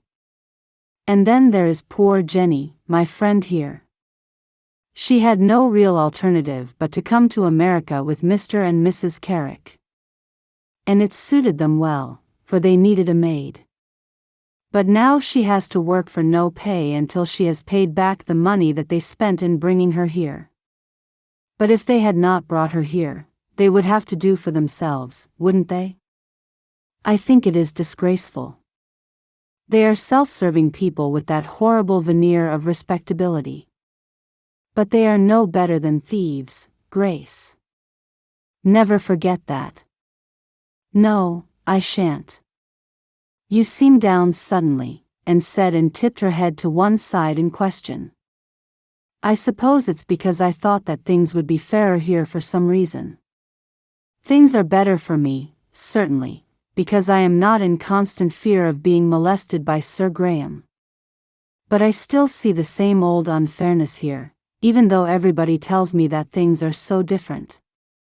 They are not really different, Anne, we are just in a different place, that's all. I suppose some people cannot let go of their old ways and so they perpetuate," Anne said and smiled when Grace looked at her quizzically. "They carry on," she explained. "Yes, they do perpetuate," Grace said and nodded firmly. "But perhaps everybody is not the same, my dear. Just remember, a man in Mr. Spear's position back in England would not have cared a jot if you were treated as a servant when you ought not to be. So, as I said before, do not rule him out." Anne grinned. "Very well, but only to please you," Grace said and laughed, but just for a moment she felt a flush of warmth and her mind dared to wonder. Chapter 9. James saw Grace Bates disappear in through the door of one of the merchants' warehouses down in Jamestown. He slowed his horse and stared after her, wondering if he could find some way to be in her company for a few minutes. He had just come from the governor's accommodation at the fort where Sir Francis Wyatt, keen to meet those he thought the best of Jamestown, had invited him to have dinner at the end of the week. James had accepted, of course, but he was already not particularly looking forward to it. There were some fine young ladies billeted with Sir Francis, no doubt the ones the new governor thought the very best of those who had come lately on the Good Ship Warwick. And no doubt he would be gently prodded towards choosing one of them as a wife. Beyond his vast fortune and extraordinarily successful plantation, he could think of no other reason for the new governor to invite him. Why did it all still feel like England to him? What was the point in coming so very far only to live in exactly the same way? The truth was that James Spears craved something entirely different. Coming to America had never been his idea in the first place, but, now that he was here and had been for some years, he wanted nothing more than for life to work in the way that he wanted it to. Not his father, not the current or previous governor, not the fine young minor aristocrats who were lodged at the fort, just him. Just his own way.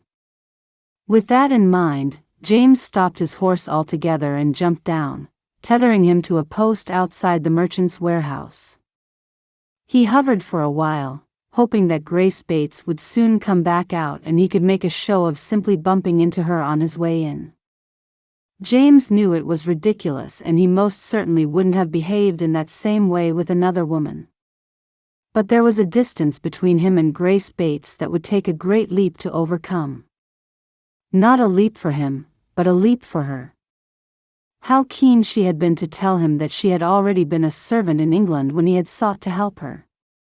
It was as if these accidents of human birth were etched on a person somewhere deep inside that could not be reached and rubbed away easily.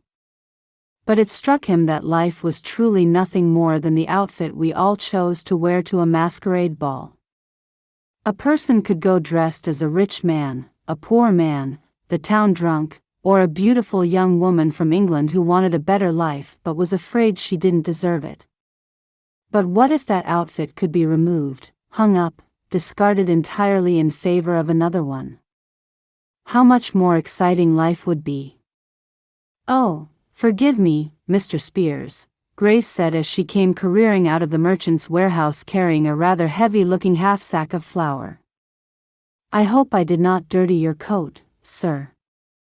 She looked mortified as she surveyed the dusty white flour which had escaped onto the sleeve of his dark blue frock coat. "It is only a little flour, Miss Bates." He laughed. "See, it disappears with a little rub." "Well, I apologize nonetheless," she said, and her beautiful face looked a little flushed with embarrassment. "Miss Bates, are you in a cart or do you intend to carry that rather heavy-looking bag all the way back to Mrs. Carrick?" "I walked here, sir," she said, answering the question without answering the question, so to speak. It was clear that she was not going to take him up on his silent invitation to disparage her current landlady. "Forgive me, Miss Bates, for my intrusion, but it really is too great a distance to walk whilst carrying such a heavy load. I insist you hand me the flour." He held out his hands. "But your coat, sir," Grace said, and her eyes widened, her mouth dropped as she truly looked horrified. "My coat will live, Miss Bates." He laughed. "Now hand me that bag and I shall carry it for you." Without a word, Grace Bates relinquished the dusty bag of flour. It really was heavy and, as they began to walk side by side, James silently cursed Mrs. Carrick for her casual treatment of her guest. "What about your horse, sir?" Grace asked, turning to look back at James' tethered horse. "You must not worry, Miss Bates, for I shall collect him on my return. I will be no more than 10 minutes after all." "Yes, of course," she said and returned to silence. "Miss Bates, I meant what I said the other evening at the Carricks' house. This is not right, and it angers me that the Carricks are so blatant about it. So very sure that they will get away with it, that they would even send you out in the day to carry a large bag of flour for all to see. I appreciate your concern, Mr. Spears, but in my life, I have carried heavier than this bag of flour and worked harder than I do in the Carrick house. It may be difficult for you to understand, sir, but I am grateful for my improved circumstances. They need not be perfect, the improvement is currently enough for me." "Were your conditions so very dreadful in England?" he asked, feeling strangely chastised by her words. Perhaps not chastised, but a little humbled. When had he ever thought to be grateful for what he had rather than annoyed by what he did not?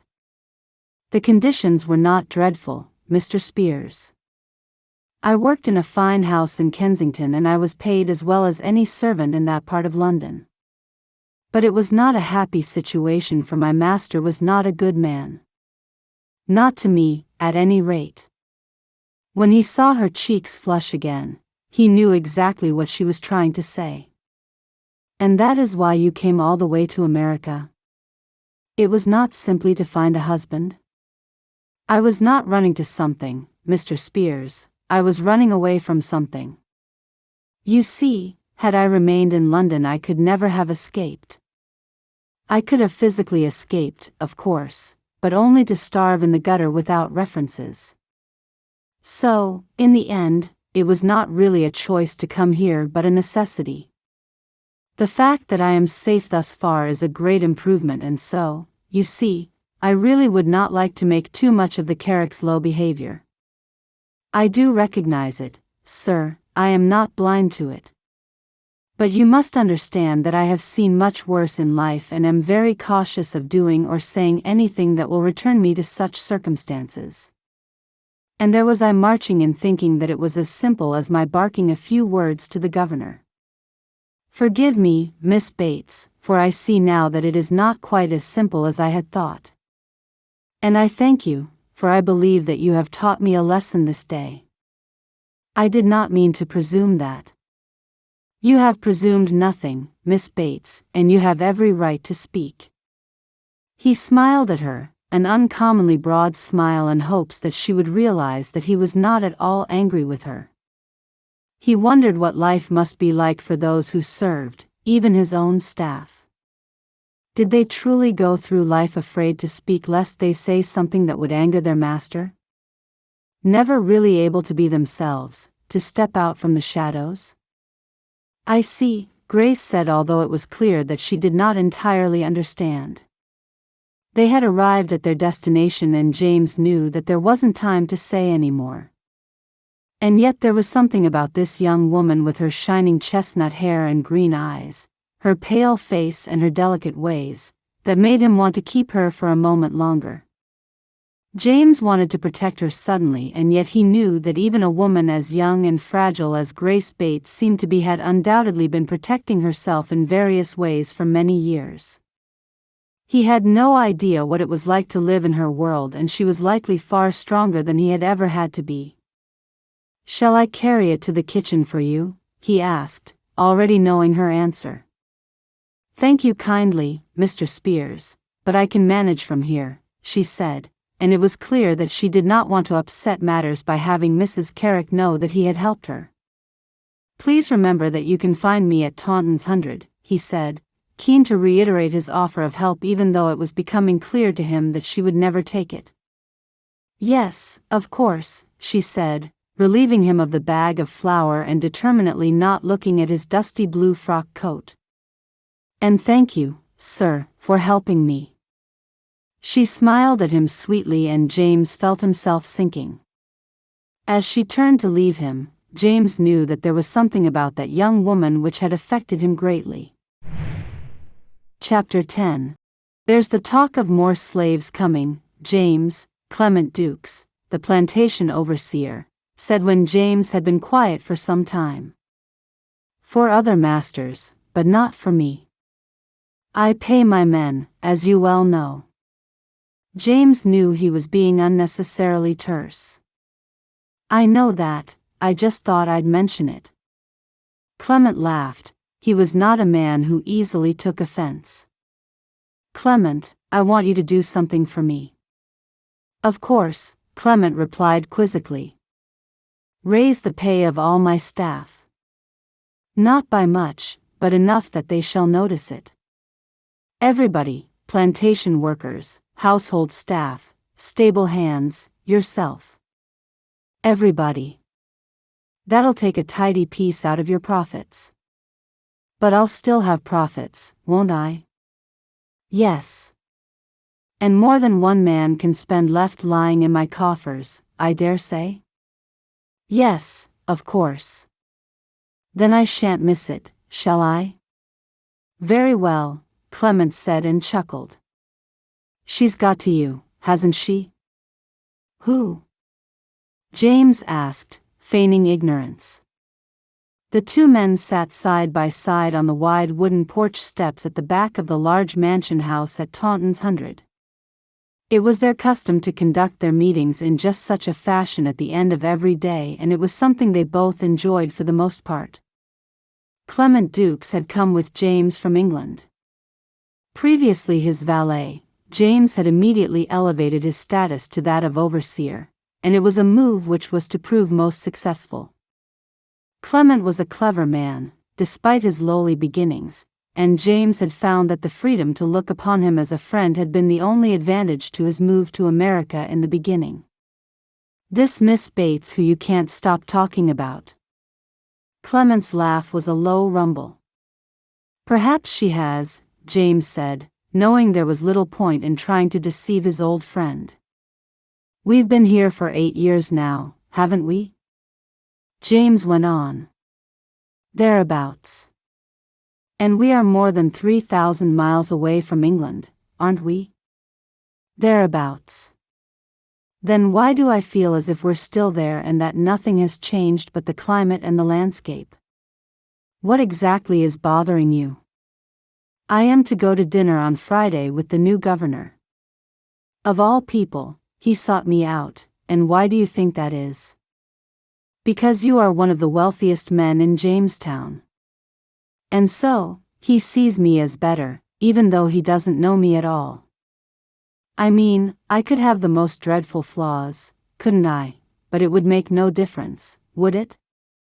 "None whatsoever," Clement agreed with a broad, knowing smile. "I suppose that's just the way of things. But why should we be happy with it just because it's the way of things? Because you can't control the world around you, unfortunately. If you could, it would already be different."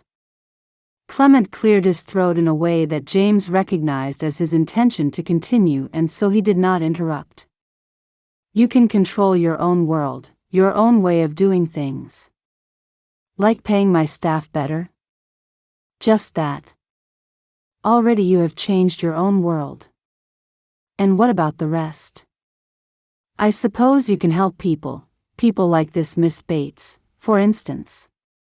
But as far as changing the will and wants of those with power and money, good luck." "Then you suggest I lead by example?"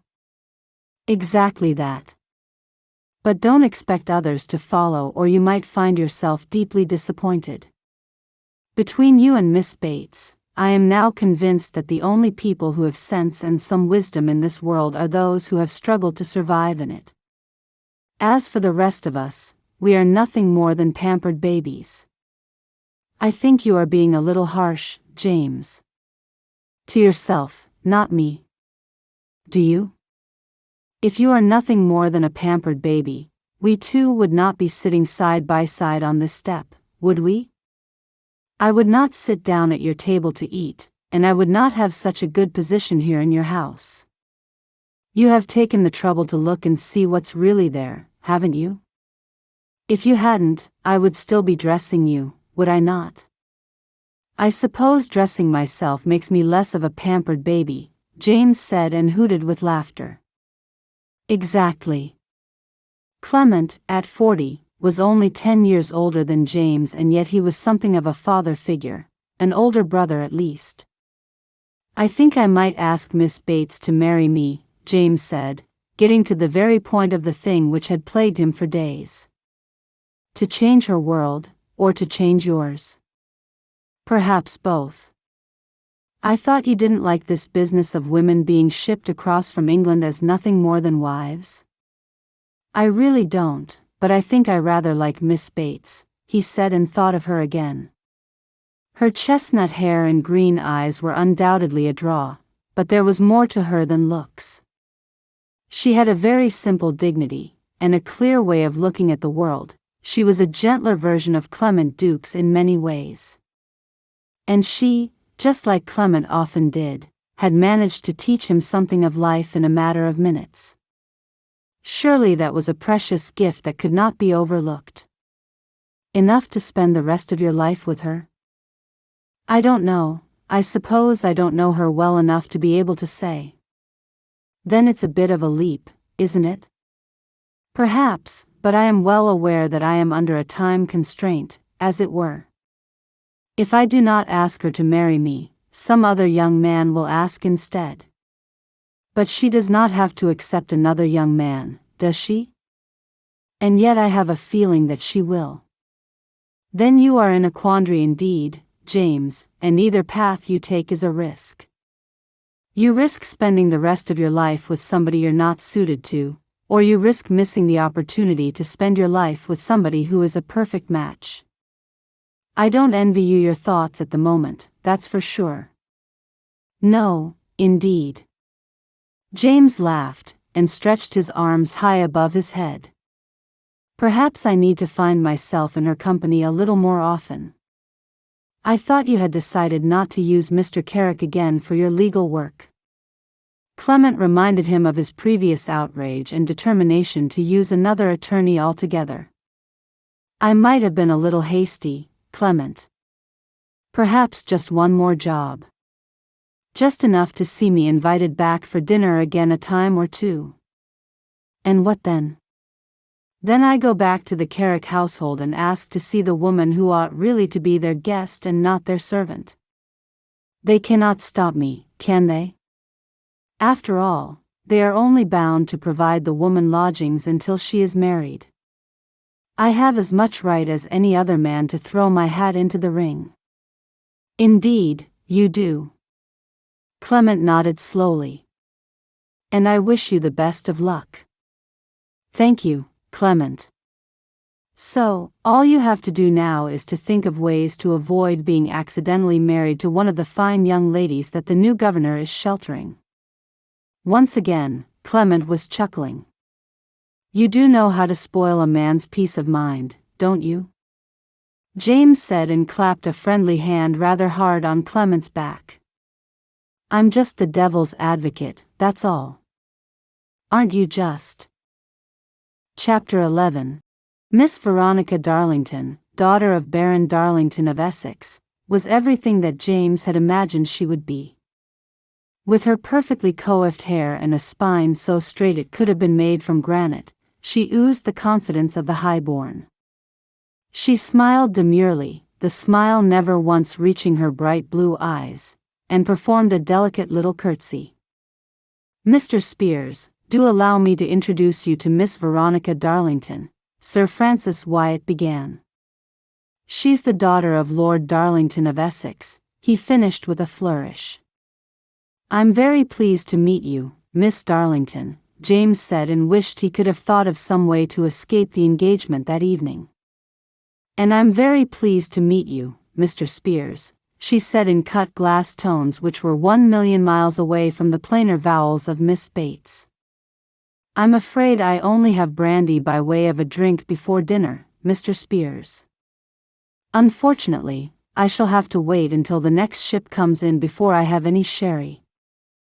I rarely drink at all, Sir Francis. Brandy will do very well indeed, James said, his rancor already upsetting his evening. What on earth did it matter what a person had to drink before dinner? Brandy, sherry, water, it was all the same to him. Perhaps when Sir Francis had been here for a while and realized that one did not always get what they were expecting from the supply ships, he might learn to lessen his disappointment. Miss Darlington, would you prefer wine? Sir Francis asked gently as the three of them stood in the sitting room of the governor's accommodation. Yes, please, Sir Francis, she said before retaking her seat on the little couch. James settled himself down on an armchair opposite her, knowing that that was what he was expected to do. But something inside him wanted to yell at them both, to tell them they were in the middle of nowhere, for goodness sake, and that it was time to let go of such nonsense. What brings you to America, Miss Darlington? James asked, knowing that the question was somewhat indelicate, since every woman who had climbed down from the Good Ship Warwick had done so with the same purpose, rich or poor. I thought it would be a great excitement to see the new world, Mr. Spiers, she said, hardly skipping a beat. Her bright blue eyes were rather cold, despite their hue, and James could see, where others might not, that she was unsettled by his question. But he knew the aristocracy and knew them well. His own family, being wealthy in the extreme, had mixed with them enough for him to be able to recognize all the signs of a human being well hidden behind a facade. How many times he had been offered a baron's daughter in exchange for something that her family needed: money, business, whatever it was that his extraordinarily wealthy father could provide. It was only his determination not to accept a woman who had been purchased for him that had led to his father finally sending him away to the new colony. How much he must have vexed his father to have been so exiled. And exiled he was, for it had been clear to all on the day of his departure that he would never return to England again. 8 years later, he still could not forgive them. Despite the fact that he had come to prefer the life he had now, he was not so good a person as Grace Bates. He could not simply be grateful that he now preferred his circumstances far better than those he had enjoyed before, or suffered, as the case may be. Well, I think you will find a good many differences here, Miss Darlington. But there are a good many deprivations too, so I cannot state with certainty that you will find it exciting in the end. But you have done very well here, sir, have you not? She asked with a coquettish little smile. Perhaps there are not quite so many deprivations as you suggest. So, like any good baron's daughter, Miss Darlington already knew where the money was. I suppose it all rather depends on who it is you finally marry, Miss Darlington. James smiled in a most brittle way and could almost feel Sir Francis' discomfort as if it were his own. Why should he care about that? Why should he allow the new governor of Jamestown to treat him in exactly the same way his father had done so many years before? If he did, then what had he gained from his exile? In returning the money that his father had given him to start his life with in Jamestown, he had effectively severed all ties. His plantation was now his own, as were all future profits and successes. As were his failures, for he had cut himself off entirely. He had finally become the thing he had always wanted to be, his own man, answerable to nobody. And that being the case, he was certainly not going to allow Sir Francis Wyatt to start pulling his strings. Just the same as it is in England, I dare say, Miss Darlington said with a barely detectable ferocity. And there she was reminding him of the way of things.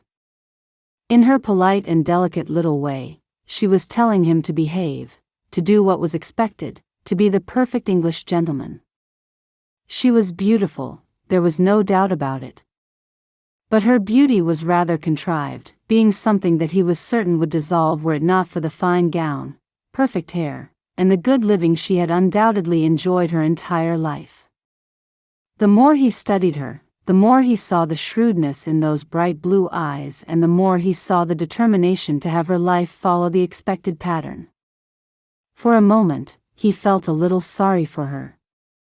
Perhaps her life had not followed the expected pattern of late, given that she was 3,000 miles away from England and living in hopes of marrying the wealthiest man she could lay eyes on. But whatever the story of her life before that moment, whatever the reason it was that her father had chosen to send her away, he was certain that he would never get to the bottom of it, not even if he married her. That was the way of things, he knew that. If he married that woman, her beginnings would be a lie for the rest of their lives. To be married was simply a device, nothing more. It was a means to an end, a way to secure a respectable and abundant life. Love had little or nothing to do with it, and James' feeling on the subject of such marriages had not changed one iota in the 8 years of his exile. We all have our different reasons for coming here, Miss Darlington. I suppose the biggest benefit to me has been the idea that things do not necessarily have to be the way they are in England, he said, and saw her crestfallen look before she quickly recovered herself. You have not been beset by loneliness then, sir? She asked, and if nothing else, he had to admire her tenacity. She was not going to let him go without a fight, he knew that now. Indeed, I have at times, Miss Darlington. To be so far away from home and family has been one of the loneliest experiences of my life. But one very quickly makes new friends, real ones this time if that is what they choose. And you have found real friends here, have you? Her annoyance was beginning to show. "1 or 2, he said, and took a large gulp of the brandy, hoping that it would not make him more combative still. All in all, he thought he had upset the governor enough for one evening. "But tell me, Miss Darlington, how are you finding life here in America so far? You must still be recovering from that dreadful crossing, must you not?" He smiled at her in the accepted way and decided that he would spend the remainder of the evening making polite inquiries and playing his part, even if he did not allow his strings to be pulled. "I shall find my feet soon enough, thank you," she said, and returned his smile, but her eyes remained shrewd. He thought that they were the kind of eyes which could bore deep through a man's chest to his very soul if that was where they chose to look. "Well, my butler tells me that dinner is served," Sir Francis said in an all too cheery manner. "Allow me, Miss Darlington," James said, and held his arm out for her to take so that he might escort her into the dining room. But in terms of closeness, this was as far as James Spears was prepared to go. The evening dragged horribly and left him with a very low feeling. The brandy had slipped down all too easily, and, by the time he returned to Taunton's 100, he was in the mood to take even more strong liquor. He wanted to be rid of old England, every part of it. He wanted to forget his father and the rest of his family once and for all. He wanted to forget the pain of rejection when he was jettisoned from their lives. And he wanted to forget the expectations of others from here until the end of time, including those of the new governor and the Honorable Miss Veronica Darlington. As the day began to break and his drunkenness increased, he rather thought he was well on his way to achieving each and every one of those aims. Chapter 12. Grace had eaten an early breakfast, and so, when Mrs. Carrick asked her to take a walk around Jamestown delivering invitations to the finest people available, she did not mind at all. She gathered that Mrs. Carrick was intent on hosting a dinner at which she would invite some of the notable new arrivals to America, as well as some of those who were already well established. It would give Grace a little time out of the house, away from the chore of making the beds and helping out in the kitchen for a while. It was true to say that, as time went on, Mrs. Carrick had slowly but surely added to Grace's duties. But then she had always known that she would, hadn't she? Grace might well be a woman of low birth, one of quiet ways, but she most certainly was not stupid. She pulled her shawl tighter about her until it almost met the ribbons of her bonnet. It was a cold winter's day, although it had not yet snowed, and she was forced to walk briskly to lessen its effects. As she walked, Grace rifled through the handwritten and sealed letters. Mrs. Carrick had told her to simply ask whomever she stumbled upon for directions if she could not find her way to any one of them, but she must not return until they were all safely delivered. There were only 6 invitations in all, and 4 of those were to be delivered to the fort, most particularly the governor's accommodation. Of those 4, one was addressed to Sir Francis Wyatt himself, whilst the others were addressed to ladies, whose names she was only vaguely aware of. The ladies who had travelled on the Warwick, but in very different quarters to her own. That being said, she was sure that they had suffered, for nobody on board that ship could have failed to do so. Things might have been made a little easier for those ladies, but it was all relative as far as Grace was concerned. They were women who were not used to such things, women who were used to having everything they needed at their fingertips. It would be unfair of her to believe that they had not suffered as greatly as she had in their own way. She continued to look through the letters and found that one was to be delivered not far from where she currently stood. It was to go to Mr. Lawton, one of the more successful merchants in Jamestown. Grace smiled to herself. Already she realized that Mrs. Carrick was in the mood for a little matchmaking. Perhaps it was the sort of matchmaking that would earn her a little more status in Jamestown society. Mr. Lawton was a very wealthy man, by all accounts, and would do very nicely for one of the fine ladies who was looking for a husband every bit as much as she and her own friends were. In no time at all, the first of the invitations were delivered and she would undoubtedly see Mr. Lawton on whatever night it was that Mrs. Carrick had invited him. Grace looked at the last letter, wondering if she would deliver that first or head directly to the fort. But when she saw none other than Mr. James Spears' name in Mrs. Carrick's neat handwriting, she sucked in her breath. She felt nervous suddenly and couldn't work out if it was the idea that she was to go to Taunton's 100 and possibly encounter that handsome, fine man, or if it was the idea that Mrs. Carrick was determined to have him settled with one of the fine ladies who were billeted with Sir Francis Wyatt. If she was honest with herself, it was rather the latter than the former, although she could not deny the effect that the possibility of seeing him was having on her. Deciding to get it out of the way and quickly, Grace asked a pleasant-looking young man for directions to Taunton's 100.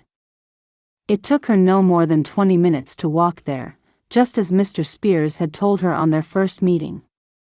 The plantation looked so vast that she was relieved that his mansion was on the Jamestown side rather than far off into the distance at the other end of the land. The mansion itself was large and very impressive, equally the size of anything comparable she had seen in London. The only difference was, of course, that it had been built from timber and not stone. But she could easily see that it had been built in such a way that it would last many lifetimes, a far cry from the hastily put-together abodes of much poorer men in Jamestown. The closer she came to the house itself, the more her nerves threatened to overwhelm her. With every step she took, Grace could only hope that she would encounter no more than one of the household servants, someone to whom she could hand the invitation without a fuss so that she could be on her way again without seeing him. Oh, but she wanted to see him. Despite her nerves, she wanted to set eyes on that handsome face again, that wonderful dark hair, those pale blue eyes. She wanted to look up at him, to feel him towering above her with his mighty frame and his smart but unfussy apparel. As she approached the front of the mansion, her attention was drawn along the side rather than to the front door, and she paused for a moment. Protruding from the back corner of the house was a booted foot, as if somebody was sitting at the back of the house. She gave a sigh of relief, thinking that it was likely one of Mr. Spears' household staff. Surely, she could dart around the side of the house and simply hand it to the man without even having to knock on the door. In the end, and as much as she would like to have set eyes on him, Grace was certain that it would be for the best if she did not. And so, she set off, moving so quickly and lightly that her footsteps barely made a noise on the path. She hurried around the side of the large homestead and presented herself at the back. "Excuse me, sir," she began, already extending her hand with the invitation thrust forward. The man seemed to be slumped on the porch steps, his errant legs dangling in a most uncomfortable-looking manner. It was an aspect she had seen before, and it did not occur to her to imagine that the man was dead. He was drunk, she knew it in her bones. She had not only seen such a sight 1,000 times before in her father's house as a child, but she could smell brandy. She immediately began to back away, not having the heart or patience to deal with a drunk.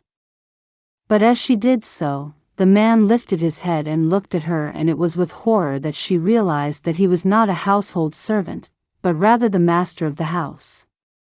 "Oh, Mr. Spears, forgive me," Grace said, and felt a great wave of disappointment wash over her.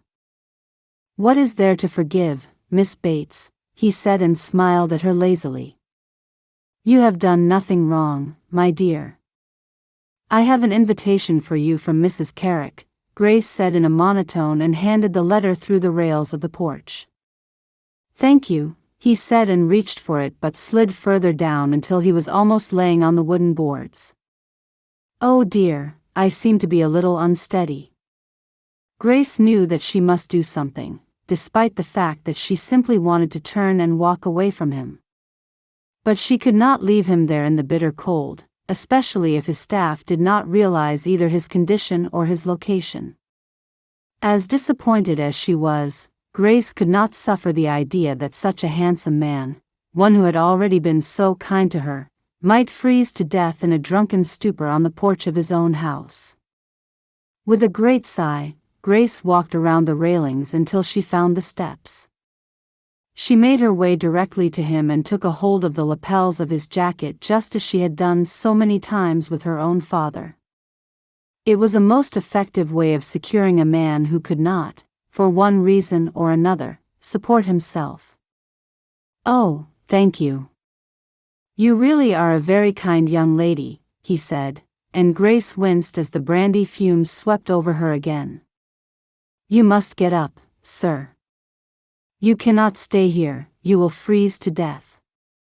She was surprised to hear just how curt her tone was. It was true that she had never spoken to a person of consequence in such a manner before. "Yes, it is rather cold. Perhaps I should call for somebody to help," she said a little desperately. "Now, we can manage this between us, Miss Bates. Really, if you can get me to my feet, I will make it through the door here," he said, tipping his head in the direction of the back door of the house. "Very well." She crouched down so that he might put his arm around her shoulders. She heaved him to his feet with a strength she already knew she possessed, for it was a strength that she had been forced to use more than once in her short life. "Goodness me, you are terribly strong," he said and smiled again. "I must tell you, Miss Bates, that I do not ordinarily drink. You will think me a liar, of course, but it is my customary abstention which has caused my malady." He laughed. "I am simply not used to it, you see." "That is your business, Mr. Spears," Grace said, her disappointment still riding high. "Now, perhaps I can help you in through the door." She began to unceremoniously draw him in that direction. The very moment they were inside, a well-dressed man of middle age strode up to them. He looked confused, as if he had not expected to see his master there in that moment and in such a state. "Mr. Spears is a little unwell," Grace said somewhat sarcastically. "Here, let me take him," the man said and smiled apologetically as he roughly drew his master into a small but well-set-out room. Grace followed for want of any other option and wondered what sort of room it could be. It seemed like a private place, somewhere a person did not routinely entertain guests. It certainly wasn't the sitting room for such a fine place, and yet there was a comfortable couch, an armchair, and a table littered with reading books. For all the world it seemed as if it might be the place to which the master of the house went for some genuine peace and quiet. "Forgive me, sir, but I have an invitation here from Mrs. Carrick which I have been sent here to deliver," she said and handed the sealed letter to the man. "Thank you kindly, miss." He raised his eyebrows. "Miss Bates, sir," she said and looked down at James Spears who was now laying prone on the couch and smiling up at her. "This is Miss Grace Bates, Clement. She is very fine, is she not?" James slurred his words. "Forgive me, Miss Bates," the man said and bowed at her a little.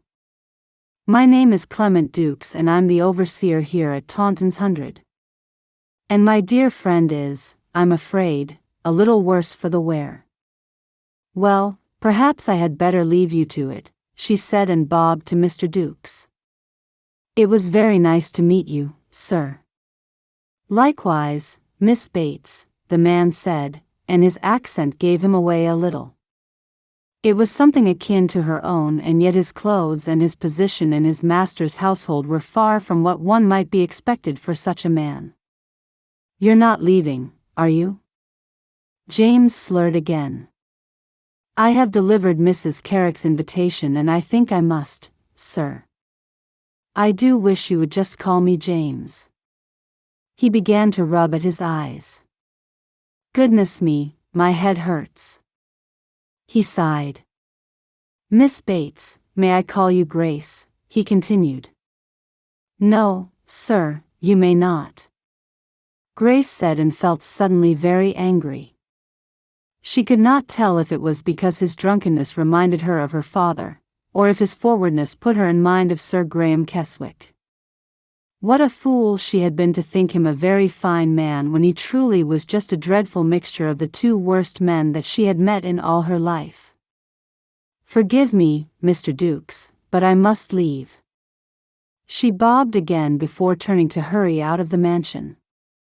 Mr. Dukes followed hot on her heels, only catching up with her when she had already descended the porch steps. "Miss Bates, I really am very sorry," Mr. Dukes said, and she could not help but think him not only genuine, but rather pleasant. "My master is not always in such a condition. In fact, I have not seen him so these last 8 years. That is his business, sir. I do not seek to approve or disapprove, it is not my place." "Perhaps it is," Mr. Dukes said and smiled at her cryptically. "Perhaps it is, Miss Bates," he repeated before bowing. "Good day to you, young lady." "Good day, Mr. Dukes." She shook her head in confusion and turned to hurry away. Chapter 13. "I hope the meal was to your satisfaction, Mr. Spears?" Mrs. Carrick's aggravating tone broke into James' peace and quiet. "It was very fine indeed, Mrs. Carrick, thank you. I am a little out of sorts of late, I'm afraid. My appetite is not quite what it ordinarily is. I hope you will forgive me," he said, wishing that the meal could be done with and he could find an opportunity to speak to Grace Bates. "I hope you will not suffer for too long, Mr. Spears," Veronica Darlington said with such gentleness he almost believed it. Of the 3 fine young ladies who had been invited to Mr. and Mrs. Carrick's dinner table, Veronica Darlington was clearly the most forceful. The other 2 spoke so rarely that it was clear to him that Veronica herself had brought some pressure to bear upon them before they had even left the governor's accommodation that evening. She might think herself very clever, but Veronica was an open book to him, a nasty little self-serving viper dressed up in a pretty pale pink bodice and skirt, her hair perfect, her countenance innocent. "Thank you kindly, Miss Darlington," James said without any warmth or feeling whatsoever. Once again, he wished he had not accepted such an invitation, and yet this time he could not resist it. If he did not keep company with the Carricks, he was certain that he would rarely have an opportunity to speak to Grace again. And he had much that he wanted to say to her, not least of all his apology for the condition in which she had found him the week before. More than once he had thought to ride down into Jamestown and loiter in the area of the merchants' warehouses in hopes of seeing her, but Clement had warned him against such folly. His dear friend had assured him that Miss Bates had been suitably disappointed to find him in such a condition and had hardly been able to hide it at the time. In the end, he had taken Clement's advice and hoped that the passage of days might lessen her disappointment. And hope he did, for he had something most particular to ask her. Grace had been serving at the table all evening, although Mrs. Carrick was careful not to call her Bates this time, even going as far as to suggest to Sir Francis that her guest had simply been keen to help on the evening since there were to be so many for dinner. James tasted bile when he witnessed the speed with which Sir Francis Wyatt had condoned such behavior. Especially since he had stood on the wharf himself that day and heard him welcoming the young women so warmly and convincing them that they had better lives now that they were here in America. Was everybody a fraud? Towards the end of the evening, Grace returned to the table bearing a coffee pot. The other maid had set out the cups and saucers and Grace expertly made her way around the table pouring the coffee. "Coffee, Miss Darlington?" Grace asked quietly when she reached Veronica. "Yes," Veronica said sharply and without any grace whatsoever. Grace gave no indication that she had noticed Miss Darlington's poor behavior, she simply poured the coffee as she had done for everybody else. But it had drawn James' attention most distinctly and, seeing how intently Veronica stared at Grace, he realized that she had an interest in the young woman herself. But her interest was anything but friendly, and he was certain that he had spent too much of the evening already studying Miss Bates.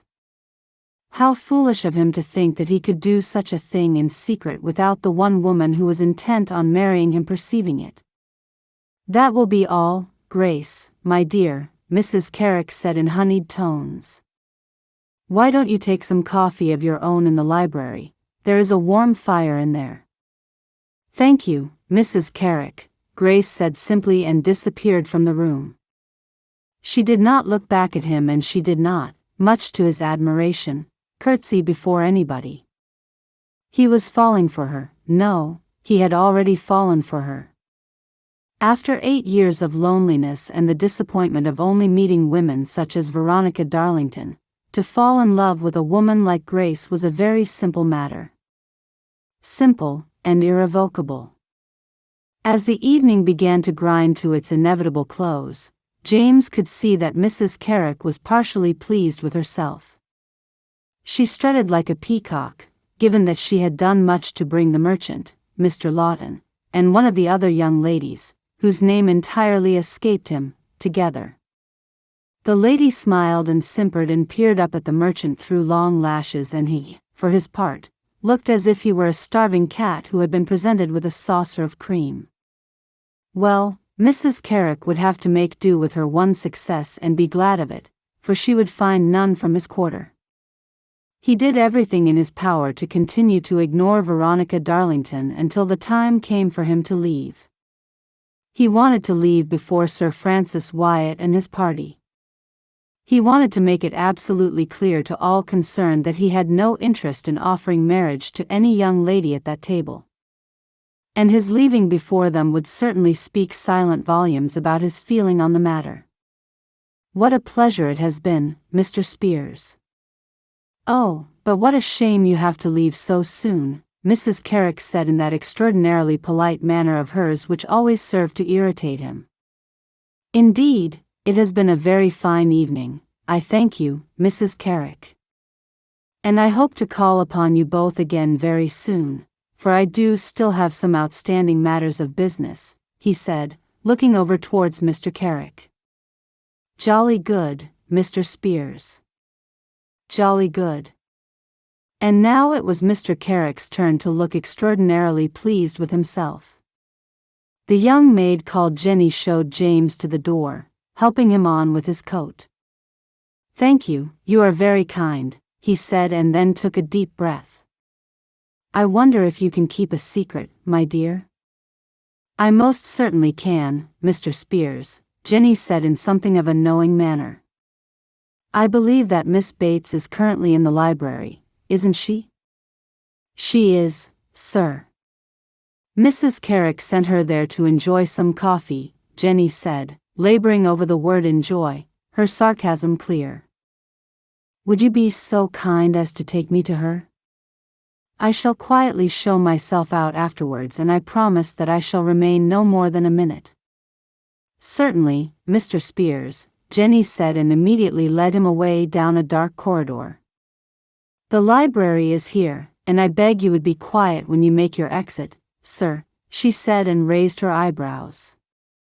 "As quiet as a mouse, I swear it." He grinned at her appreciatively. He tapped only gently on the library door before pushing it open and peering around the edge. "Forgive me, Miss Bates, I hope I did not startle you." "You did a little, sir, but it hardly matters." She smiled, but not as easily as she had smiled at him previously. "I beg that you would hear me out for a minute, for 1 minute is all that I have.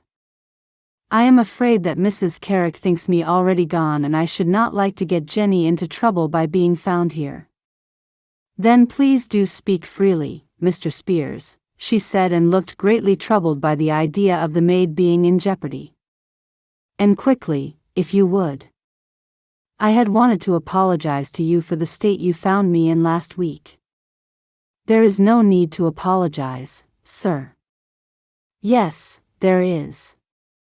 I told you at the time that I'm not ordinarily in such a condition, for I do not typically drink.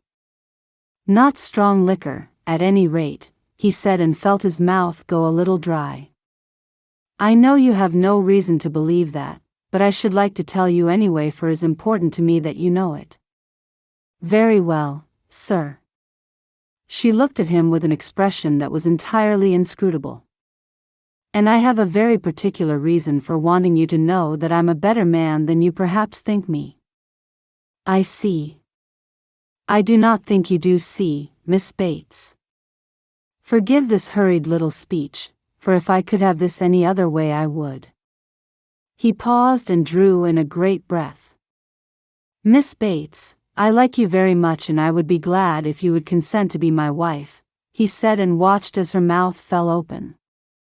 Your wife, she said and looked at him incredulously. I apologize again for the hurry, but I must quickly go before I am discovered. Mr. Spears, I cannot marry you, she said and looked truly upset. I have rushed you, Miss Bates. Perhaps the decent thing would be for me to give you some time and wait for your answer on another day. No, please do not wait for my answer, sir, for I have already given it. I cannot marry you, Mr. Spears, but I am truly grateful, flattered, by your proposal, she said and quickly got to her feet. But for Jenny's sake, Mr. Spears, you must leave now. Forgive me, but she will be in dreadful trouble if you do not. Yes, of course, James said, feeling utterly helpless, wanting to stay and speak to her longer but knowing that he could not. Mr. Spears, please, she said and began to urge him from the room. I hope I have not offended you, Miss Bates. No, not at all. She hurriedly closed the library door behind him. In the end, he had no option but to go, to leave as silently as he had promised Jenny he would do. And once outside, once the air of the cold night hit him, he finally had the opportunity to feel truly rejected.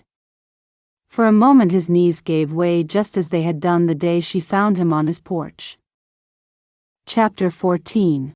For the fourth night running, Grace could get no sleep. Her waking hours were little better either, for she could think of nothing else but the sudden and rather shocking proposal of marriage from James Spears. She had quite expected him to apologize to her at some point, for he had otherwise proved himself to be a very decent sort of a man, one who would apologize for such behavior. But to have him stand before her and ask for her hand in marriage had turned her world upside down. Not only was it something that somebody of Grace's status would never have expected, but it was something that she had secretly dreamed of. And yet, the proposal had upset her.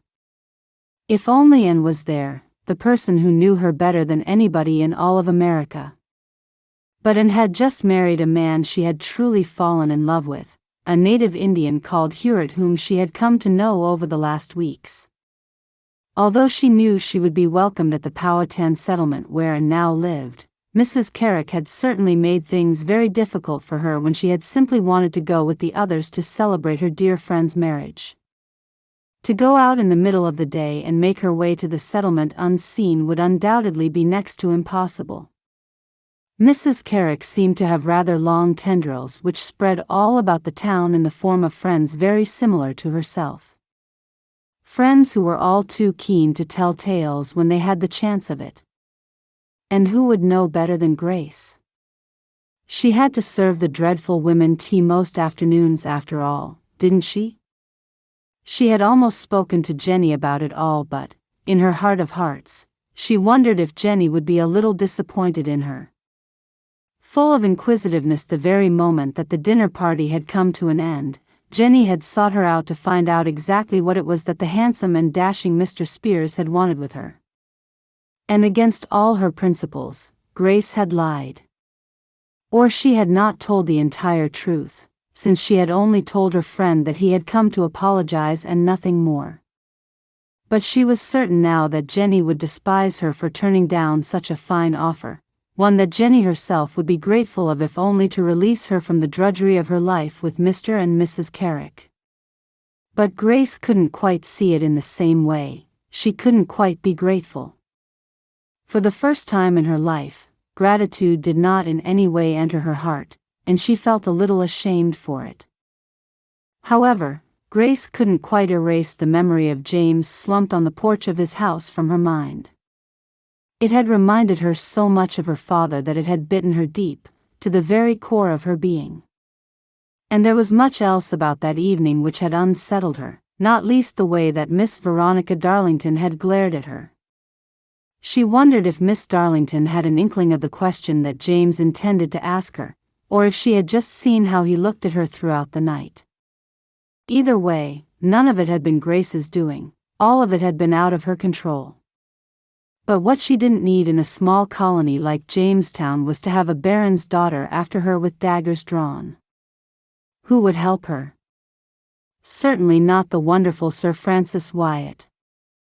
How that man had sat happily allowing her to serve him when he had promised them all so faithfully on the wharf that their lives would be very different. He was no better than the rest, unless it was simply acceptable to serve him and his own party. Oh, how she missed Anne, how she wished she could run off to the Powhatan settlement and live there in peace. As far as she could tell, their lives and their way of doing things were very different. There was no room for England and its foul ways in such a simply run society. But despite all her misgivings, she couldn't entirely think of James Spears as bad. For all she knew, he was the finest man in all of America. Every encounter with him other than at his own house had been polite and pleasant. She had enjoyed his kindness and his attention, his determination to help her and have her know that she had somewhere to go and someone to trust. Could that really have been nothing more than a plain and base attraction? The sort of agitation that Sir Graham Keswick had suffered from? She shuddered. She couldn't bear to believe such a thing. But without knowing him better, how could she say? In the end, Grace was certain that she would do better to simply ride out the storm and hope never to cross paths with any of them again, not Veronica Darlington, not Sir Francis Wyatt, and not James Spears. She would take the advice of Peter Mackie back in England. She would find a hard-working farmer, a man of ambitions but of good values and simple ways. In truth, a man of her own station in life with the determination to do better and the fortitude to work harder. It would be better than anything she might have found in England. With her mind finally made up and the semblance of a plan laid out before her, Grace was finally able to give into the sleep which had eluded her for so many nights. She fell into a very deep and dreamless sleep, a restorative sleep, the sort of sleep she not only needed, but that would restore her to her former self. Chapter 15. Mr. Spears, there is a lady to see you, sir, James' housekeeper said some weeks later as he sat in his drawing room staring into space. His mood had been low ever since he had been rejected by Grace Bates, and there seemed to be nothing that he could do to lift himself up out of it. But his heart leaped now as he thought that Grace herself must surely have come to see him. Perhaps she had given more thought to his question and had, in the end, decided to accept him after all. Very good, Mrs. Smith, do show her in. His housekeeper returned not a minute later with none other than Veronica Darlington in tow. She showed the woman in politely and bobbed before disappearing from the room, closing the door behind her. No doubt she will soon be bringing us tea, Veronica said, her nose wrinkling in disbelief. No, not unless I ask for it, he said, his disappointment at seeing her, instead of the woman he had fallen for, abundantly clear. When we first met, you told me that things were a little different here. I do not believe they are truly different, sir, just rather different in your own household. Did you come here simply to insult me, Miss Darlington? No, I came here to make you a proposal. A proposal? Well, an offer, I suppose. Let me guess, marriage? I would never have imagined myself to behave in such a way, but we're not in England, are we?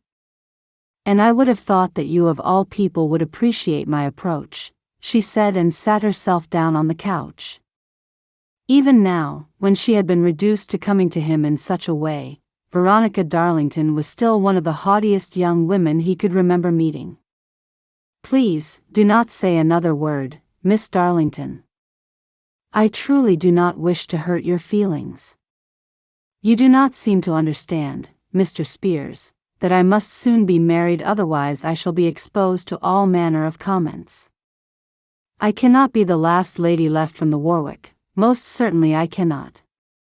I must be married, and I have come here in the hopes that you would see reason, that you still have some understanding of the way of things." "I have my own understanding of the way of things, Miss Darlington. And if you have come here to America to be married, as I assume you must have, then there are countless men here in Jamestown who would gladly propose to you. Fine men, hard-working men, even men of some wealth." "For goodness' sake, that is not good enough," she said angrily. "They might well be hard-working and have a little money to their name, Mr. Spears, but they are most certainly not suitable." The color rose in her cheeks and was most marked against her blonde hair and blue eyes. She sat primly on the couch, her back as straight as a ramrod and her determination firmly in place. He knew, without a doubt, that the color in her face was not embarrassment but rather anger that she was not, likely for the first time in her life, getting exactly what it was that she wanted. Rich or poor, James certainly pitied the man who would one day marry this creature. What she had in contrived beauty, she certainly lacked in almost every other aspect of any worth. "If it is suitability you are looking for, Miss Darlington, then I am not the man for you. I am done with suitability, my dear, and I rather fear I left it far behind me in England long ago." He shrugged, hoping to deflect her without having to ask her to leave his home. "Indeed, you have left suitability behind, Mr. Spears," she spat angrily. "Not only suitability, but respectability." "And in what way am I not respectable, Miss Darlington?" he asked in a low and dangerous voice, feeling certain he knew what was coming next. "I see you cannot take your eyes off the servants." "Well, one little servant in particular," she said, and narrowed her blue eyes before staring at him with such determination he thought she would never look away. "I'm afraid you're going to have to explain." "The Carricks servant, you stared at her all night." "If you are talking about Miss Bates, she is not the Carricks servant. Like you, she sailed on the Warwick.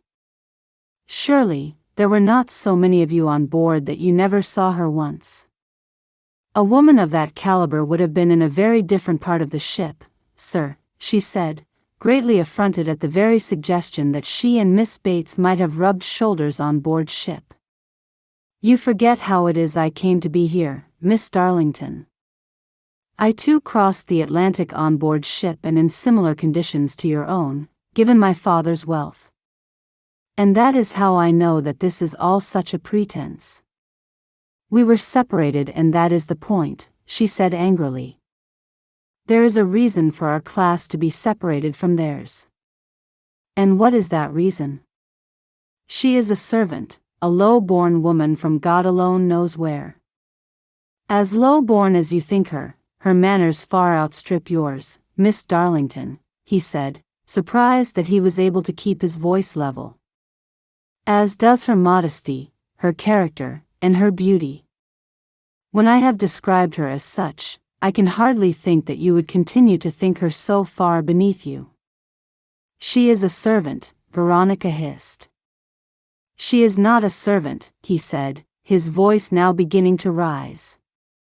"If she is not a servant now, then she is not one of us either." "One of us?"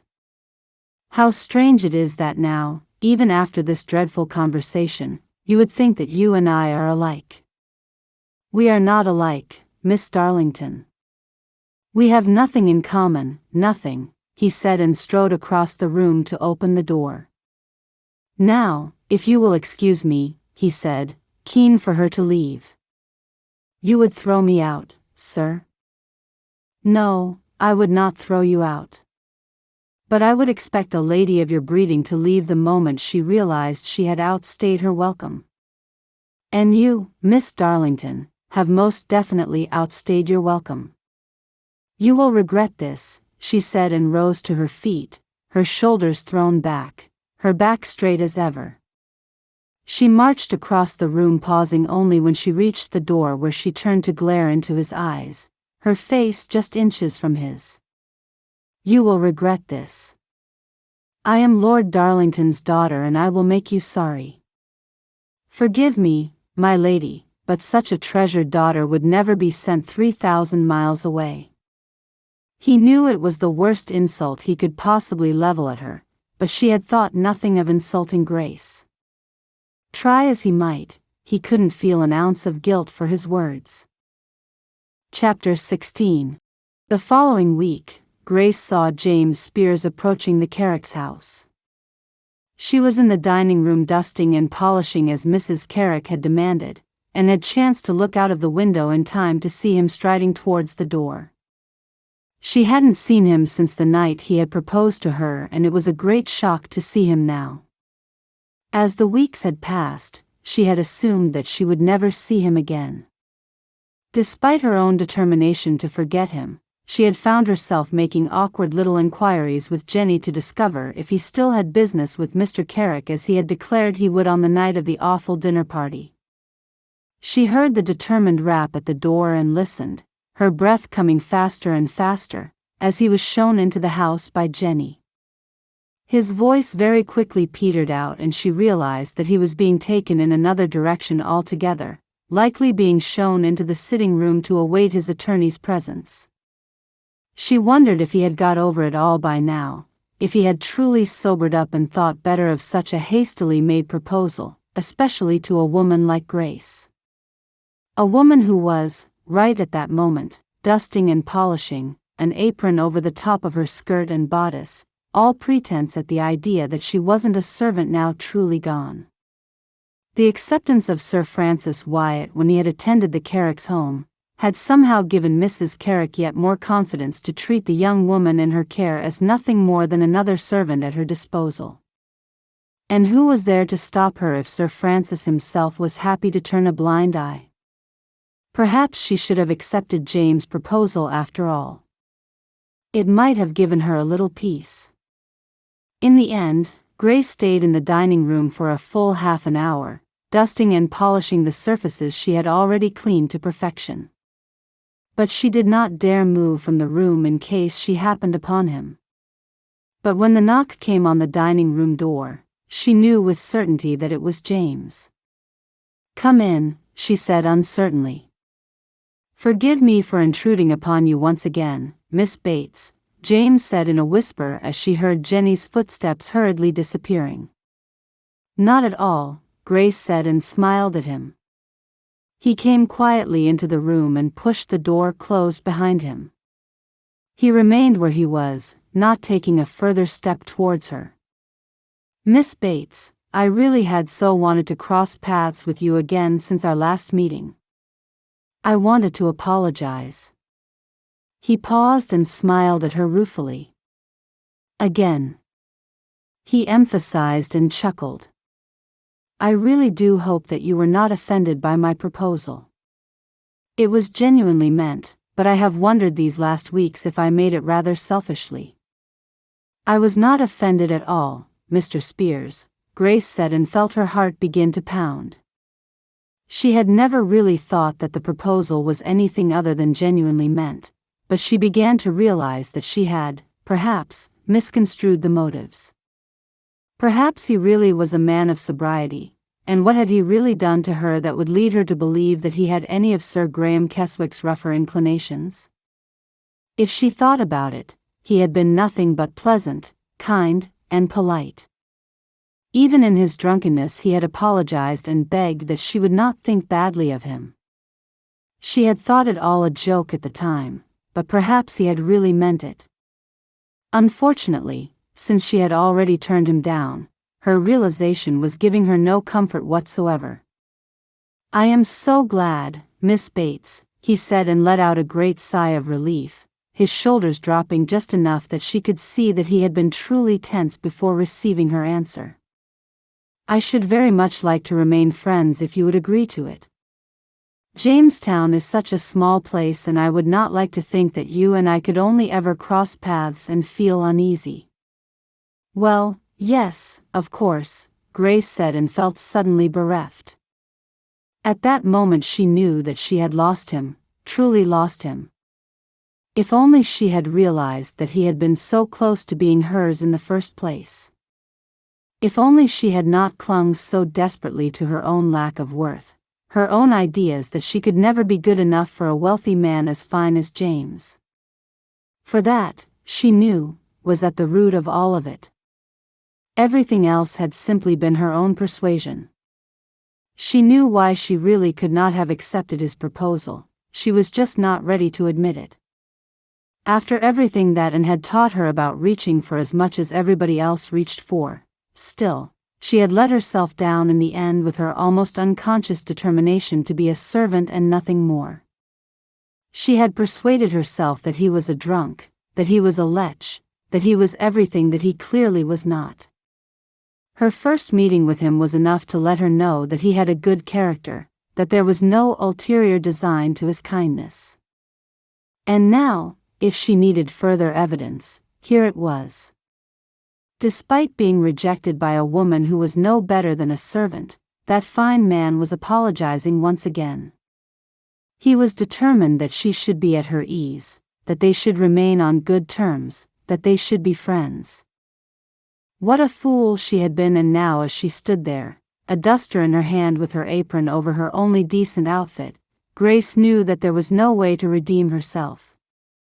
She did not have the words to take back her rejection, and, even if she did, she was certain that he could not possibly renew his proposal now. He was a man, after all, and even the kindest of them had their pride. "Then that is settled," he said, and beamed at her, his face so handsome, his pale eyes so genuine. "I should not have liked to lose you as a friend, Miss Bates. Real people seem to be as few and far between here in Jamestown as they were back in England, and so it would have been a sore disappointment to me if I had offended you to such an extent." "You have not offended me at all, Mr. Spears. And of course, we are friends." She returned his smile somewhat painfully, for she was fending off what she knew would be a deluge of tears. "I am glad that we are still friends, Miss Bates. And I should like you to know that I am always here to help. The offer I made to you on that first night still stands, and you now know where Taunton's 100 is. Whatever you need, now or in the future, you need only ask. And no matter who you may marry in the end, please believe me when I tell you that I wish you the greatest of happiness. You are a very fine young woman, Miss Bates, and I can think of nobody who deserves it better than you." "You are very kind, Mr. Spears," she said, feeling the first tremor in her voice. "Well, I have taken up enough of your time, and I have, once again, put poor Jenny in a dreadful position." He cleared his throat. "I dare say it is time for me to quietly sneak out." He bowed a little. "Well, good day to you, Miss Bates." "Good day, Mr. Spears." She managed to end their conversation quite levelly. No sooner had he gone, however, than her tears freely fell. She sat down on one of the dining room chairs and leaned her elbows on the table, her head in her hands. Her tears flowed so quickly that the first of them fell and landed on the polished table, all her hard work destroyed. "You silly soul." Grace hadn't noticed Jenny enter the room, and she shrieked when she heard the woman's voice. "Jenny, you scared me half to death," she said, looking up, her tear-stained face an absolute giveaway. "Oh no, what happened?" "I can hardly tell you." "Grace, you have not turned him down, have you?" Jenny asked gently. "He did ask you to marry him, didn't he?" "Not now, Jenny, but the last time," Grace said, and scrubbed at her face with her handkerchief. "Forgive me for lying, I should have told you then." "Don't you go worrying about that, I was certain he had done more than simply apologize that night. Jenny chuckled. But what now? Would he not propose again? He didn't come here to propose again, Jenny, Grace said miserably. He came here to apologize again. He apologized for proposing in the first place and was so kind. He said he wanted us to still be friends. Why did you not tell him you had changed your mind? Jenny sounded caring yet exasperated. Oh, he will not want me now. No man suffers rejection well, do they? And as I said when I first came into the room, you silly soul. Jenny said and laughed. Why? If you cannot see it, I certainly can. See what? That the poor man loves you. Oh, Jenny, that is kind of you, but how on earth could you be sure of such a thing? Because I have been in Jamestown for years and I have never seen that man look twice at any woman. But with you, oh, with you. Grace Bates, he loves you, you can be sure of that. I wish I could, Grace said, drying her eyes completely. We had better get on before Mrs. Carrick finds us. Have it your own way, but you think on what I said, I know what I'm talking about. Chapter 17. By the time James returned to Taunton's Hundred he was feeling very much better than he had for some time. He had not renewed his proposal, of course, but now that they were friends again, perhaps the door was not closed on him entirely. That look of disappointment had gone from her eyes and he was glad of it, for it had hurt him greatly. Perhaps she had come to realize that he was not a falling down drunk after all, that it was nothing more than a momentary lapse of common sense. Whatever it was, he was glad of it. Her readiness to accept the hand of friendship he extended gave him hope, and for the time being at least, he would be grateful for that. Grateful, a word he had hardly ever used before meeting Grace. How she had changed him already, and changed him for the better. You're looking a little better suited than you did this morning, James. Clement Dukes was already sitting on the back porch waiting for him. How strange it was that they continued in this little custom right through every winter, wrapped up against the chill just to keep the first of their traditions alive. And I'm feeling it, Clement, James said with a broad smile as he settled himself down on the step next to his friend. I have just come from the Carrick place. Ah, then you have seen your Miss Bates, haven't you? Clement said with a knowing grin. I most certainly have. Dare I ask? Well, don't congratulate me just yet. In fact, you might never have cause to congratulate me again. James shrugged. But there is a little hope for me now. I have apologized to Miss Bates again, this time for my hasty and rather ungainly proposal. She has agreed to remain my friend. And you are happy with that?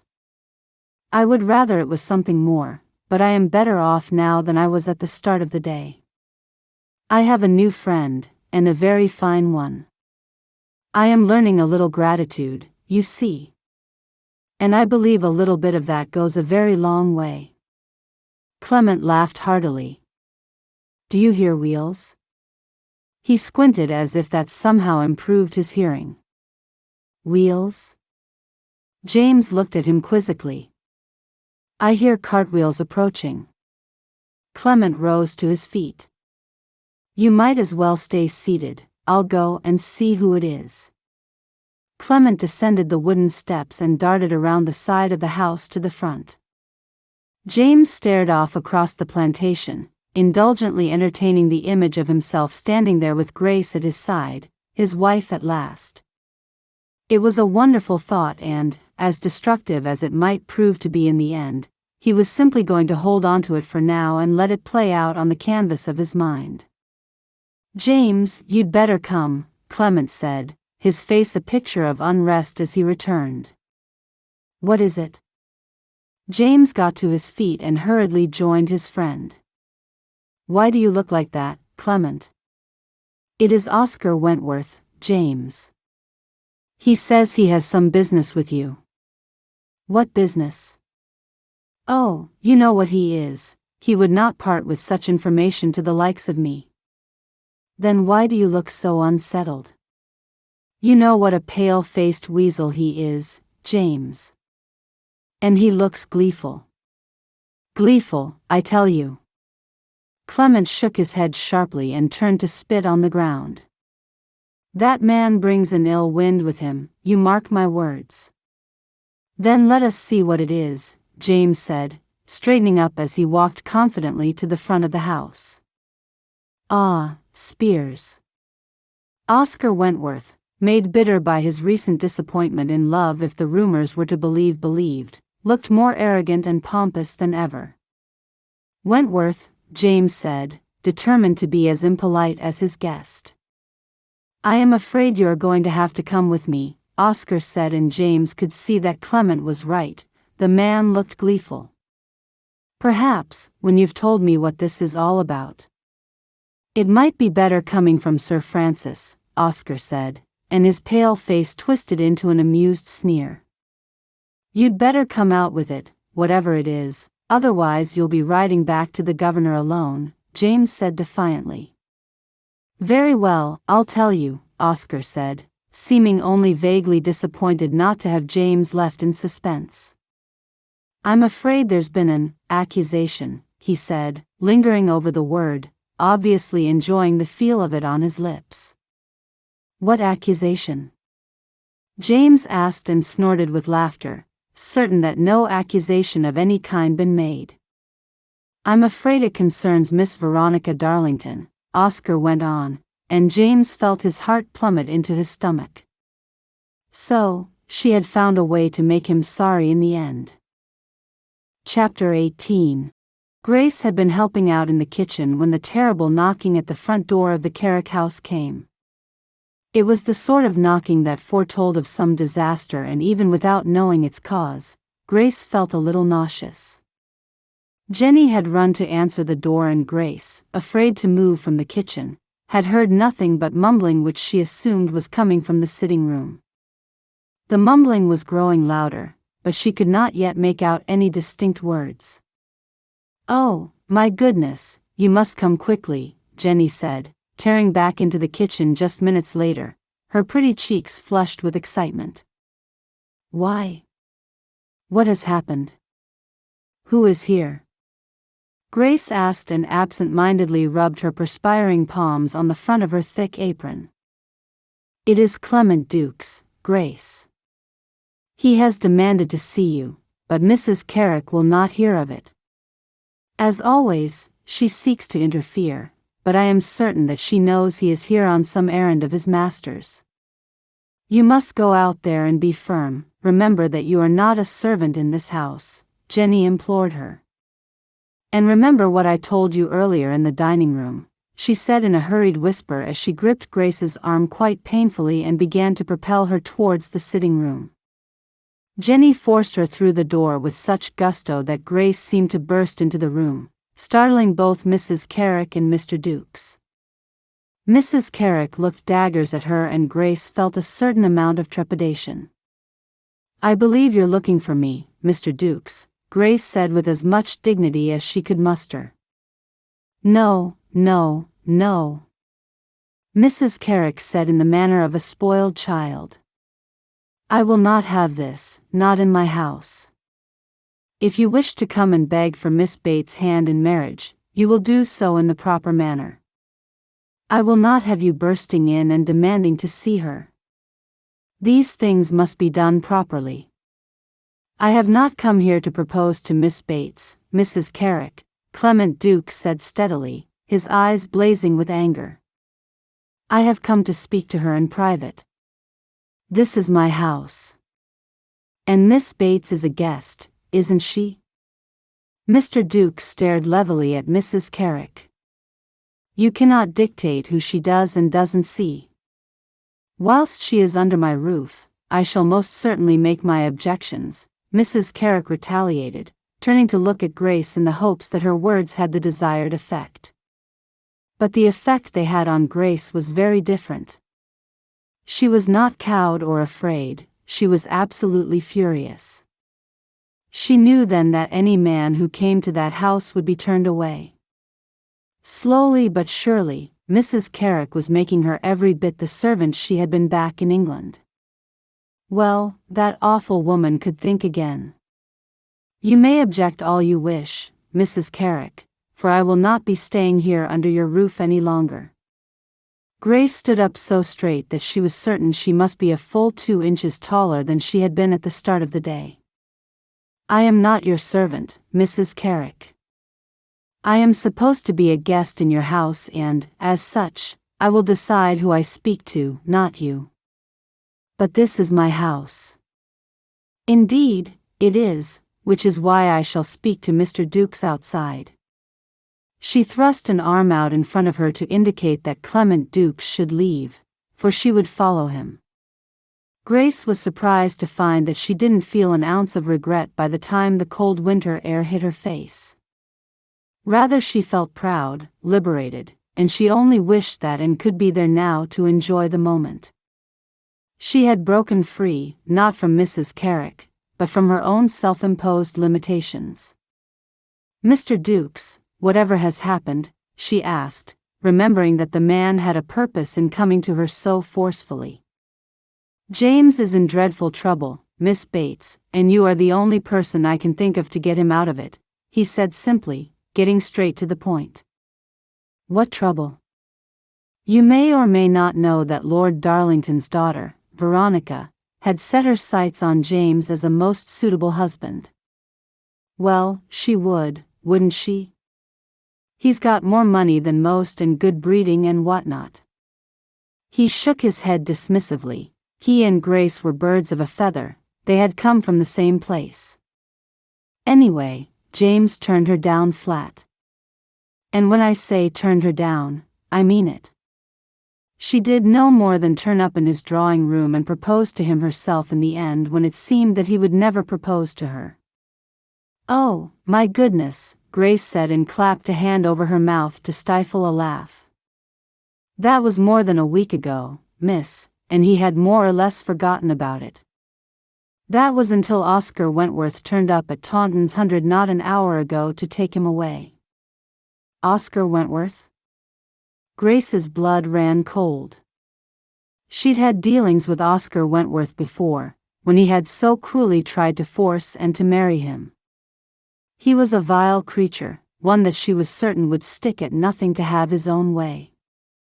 No doubt he would do anything to get in the new governor's good graces. I can tell by the look on your face that you know who I'm talking about. I do. But why did he come for Mr. Spears?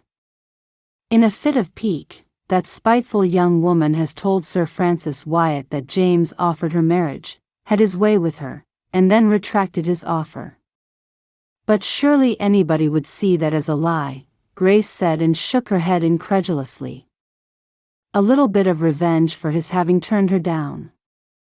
If he had any interest in her whatsoever, he would have called upon her weeks ago when we first arrived. Surely, Sir Francis Wyatt can see through such a thing. I am not so sure.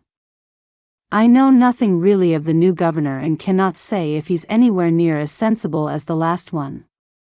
Clement spread his arms wide, almost pleadingly. But such things are taken very seriously by the Virginia Company, and so I have no doubt that they must be taken seriously by the governor. Money, as always, does all the talking. Then I can help, Grace said, the answer coming to her so clearly that she hardly had to put any thought into it at all. Can you? But how? What's your plan? Clement Dukes was all business and no frills, and Grace liked him all the more for it. When is he supposed to have proposed to Miss Darlington? Last week. He sneered. The very day that she proposed to him and was rejected. He shook his head. And she has cleverly left it a week before making her accusation, Grace said, almost to herself. Right, have you come in a cart, Mr. Dukes? She asked firmly. I have. Then you must take me straight to the governor's mansion, sir, she said, setting off at his side without even looking back over her shoulder. Chapter 19. After James had once again listened to the accusation against him, this time from the mouth of Sir Francis Wyatt himself, he had been left in a side room sitting alone for more than an hour. He was certain that he had seen the disbelief in the new governor's eyes, that the man no more believed Miss Darlington's claims than he believed that the moon was made of cheese. But he had been very careful not to say so in James' presence. He had given no real indication, save for that which James could read in his face, that he would not take Miss Darlington's claim seriously. And so, with a sinking heart, James began to wonder if the whole thing would go very badly for him and only with a political end in mind. What an awful way to be finished. What a hateful, spiteful thing to do. He would never forgive Veronica Darlington for as long as he lived, never. The worst of all things was the idea that Grace would get to hear of it all and believe him to be a man who could do such a thing. Especially when that was the threat under which she herself had lived back in England, the very thing which she had run from in the first place. She might have finally come to believe that he wasn't a drunk, but such an accusation from a baron's daughter might be easily believed by others. Whatever little hopes he had of getting to know Grace and renewing his proposal to her when the time was right were now dashed utterly. He rose from the uncomfortable little chair that Sir Francis had left him in and began to pace the room back and forth, back and forth. He wanted to strike out into the main part of the house and demand to know what was happening, but James knew better. This felt like England at its worst, and he knew exactly how it worked. To declare his innocence and demand an apology would do no more than to play into their hands. The establishment, for it was still the establishment even now, would cling together and tell their tale enough times that it would eventually become the truth. And he, James Spears, would become a mythical creature. A man who let go of his reason easily, who was quick to anger, who had even suffered an outburst in the governor's mansion. Who on earth would not believe such a man capable of treating a fine young lady so appallingly? Nobody, that was who. Whatever happened, James knew he must promise to himself to keep a level head, to be the voice of reason. As angry as he felt, as fast and as hot as the blood pumping through his veins, he must remain calm. "Ah, sorry to have kept you, James." Sir Francis appeared so suddenly in the room that James was taken aback. But as taken aback as he was, the fact that Sir Francis looked distinctly uncomfortable was not lost on him. The man looked so uncomfortable, in fact, that he began to wonder if something was about to fall in his favor at last. "Not at all, I am just keen to have this whole matter settled, sir," James said, remembering his determination to be civil. "There appears to have been a little misunderstanding, James. I am sure that everything can be set straight in no time at all." "A little misunderstanding, Sir Francis?" Although he was still civil, James was already beginning to feel annoyed. He bit his tongue, knowing that it would serve him better to simply feel relieved that he appeared to no longer be under suspicion. But he wanted to know what had happened. Had that dreadful young woman recanted her accusation? "I'm afraid so." Sir Francis continued to look uncomfortable. "I do hope that you can forgive me for bringing you here, my dear fellow, but in such circumstances, I am afraid that the governor is duty-bound." "Oh yes, I'm sure," James said, and even he could hear the tone of sarcasm in his voice. "But perhaps it would be better if we discussed it a little more fully. The whole matter is at an end, James. Your fiancée is here and awaits you in the drawing room. She has explained the circumstances and I see no reason to drag the matter out any further." "Indeed," James said, careful to hide his surprise. His fiancée? Surely, Miss Darlington did not think herself such, especially after such appalling behavior. But he did not want to give himself away if there was some means by which to save himself. So, Miss Darlington herself admits that she was somehow mistaken? James ventured. Or perhaps Oscar Wentworth is somehow tied up in all of this? Oh, how he despised that young man. I have not spoken to Miss Darlington since she made her accusation, James, but I hardly think I need to. Your fiancé has cleared the whole matter up, and it only remains for me to have a discreet word with Miss Darlington herself. Discreet? By which I assume you mean you will not send Oscar Wentworth to her quarters and have her dragged before you? You need not go making this any harder than it already has been, James. Sir Francis looked truly apologetic. I am in a fix here, and I think you know that I am. She is a baron's daughter, and you know that they command a little extra goodwill, whether they deserve it or not. And as far as the Virginia Company are concerned, any woman who has come here willing to be a maid for Jamestown is to be treated with kid gloves. All of them? James asked, remembering how Grace had been forced to serve Sir Francis at the Carricks table. Or just those who can afford such things? I understand your annoyance with me, but you must believe me when I tell you that I had no idea that Miss Bates was your fiancée when I dined with you at the Carricks home. Had I known it, I would not have suffered to have the poor young things serve at the table, believe me. James was reeling. His fiancée? Grace? Was that who was waiting for him in the drawing room of the governor's mansion? Well, as you say, you didn't know. James adopted a more conciliatory tone. That's the spirit, James. Sir Francis thrust out a hand and James took it, shaking it more warmly than the man had a right to. And believe me, you will hear no more of this business. I'll have young Oscar in here and make sure that he does no tale-telling about the town. He's an obsequious little fellow, and I'm sure that he will do my bidding.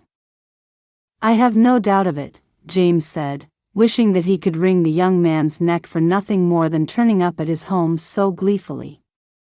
Well, you said that Grace was here, he said, suddenly keen to be out at the mansion and far away from the fort. Yes, allow me to take you directly to her myself. By the time he reached the drawing room, James' spirits were soaring. Did this mean that she had changed her mind? Surely, she would have to marry him now if only to keep up appearances. But that was the last thing he wanted. He wanted Grace desperately, but only if she wanted him with equal fervor. Oh, thank goodness. Grace dashed across the room and threw her arms around him. She clung to him so tightly that James realized at that moment that her concern for him was absolutely genuine. I dare say you will have heard of the accusation that was made, James said, staring into her green eyes and willing her to know he spoke the truth. It has all been a terrible misunderstanding, Miss Bates, Sir Francis said, clearly trying to help. It matters not, I knew immediately that it could not be true. Quite so, my dear, when the two of you had already been engaged for some weeks.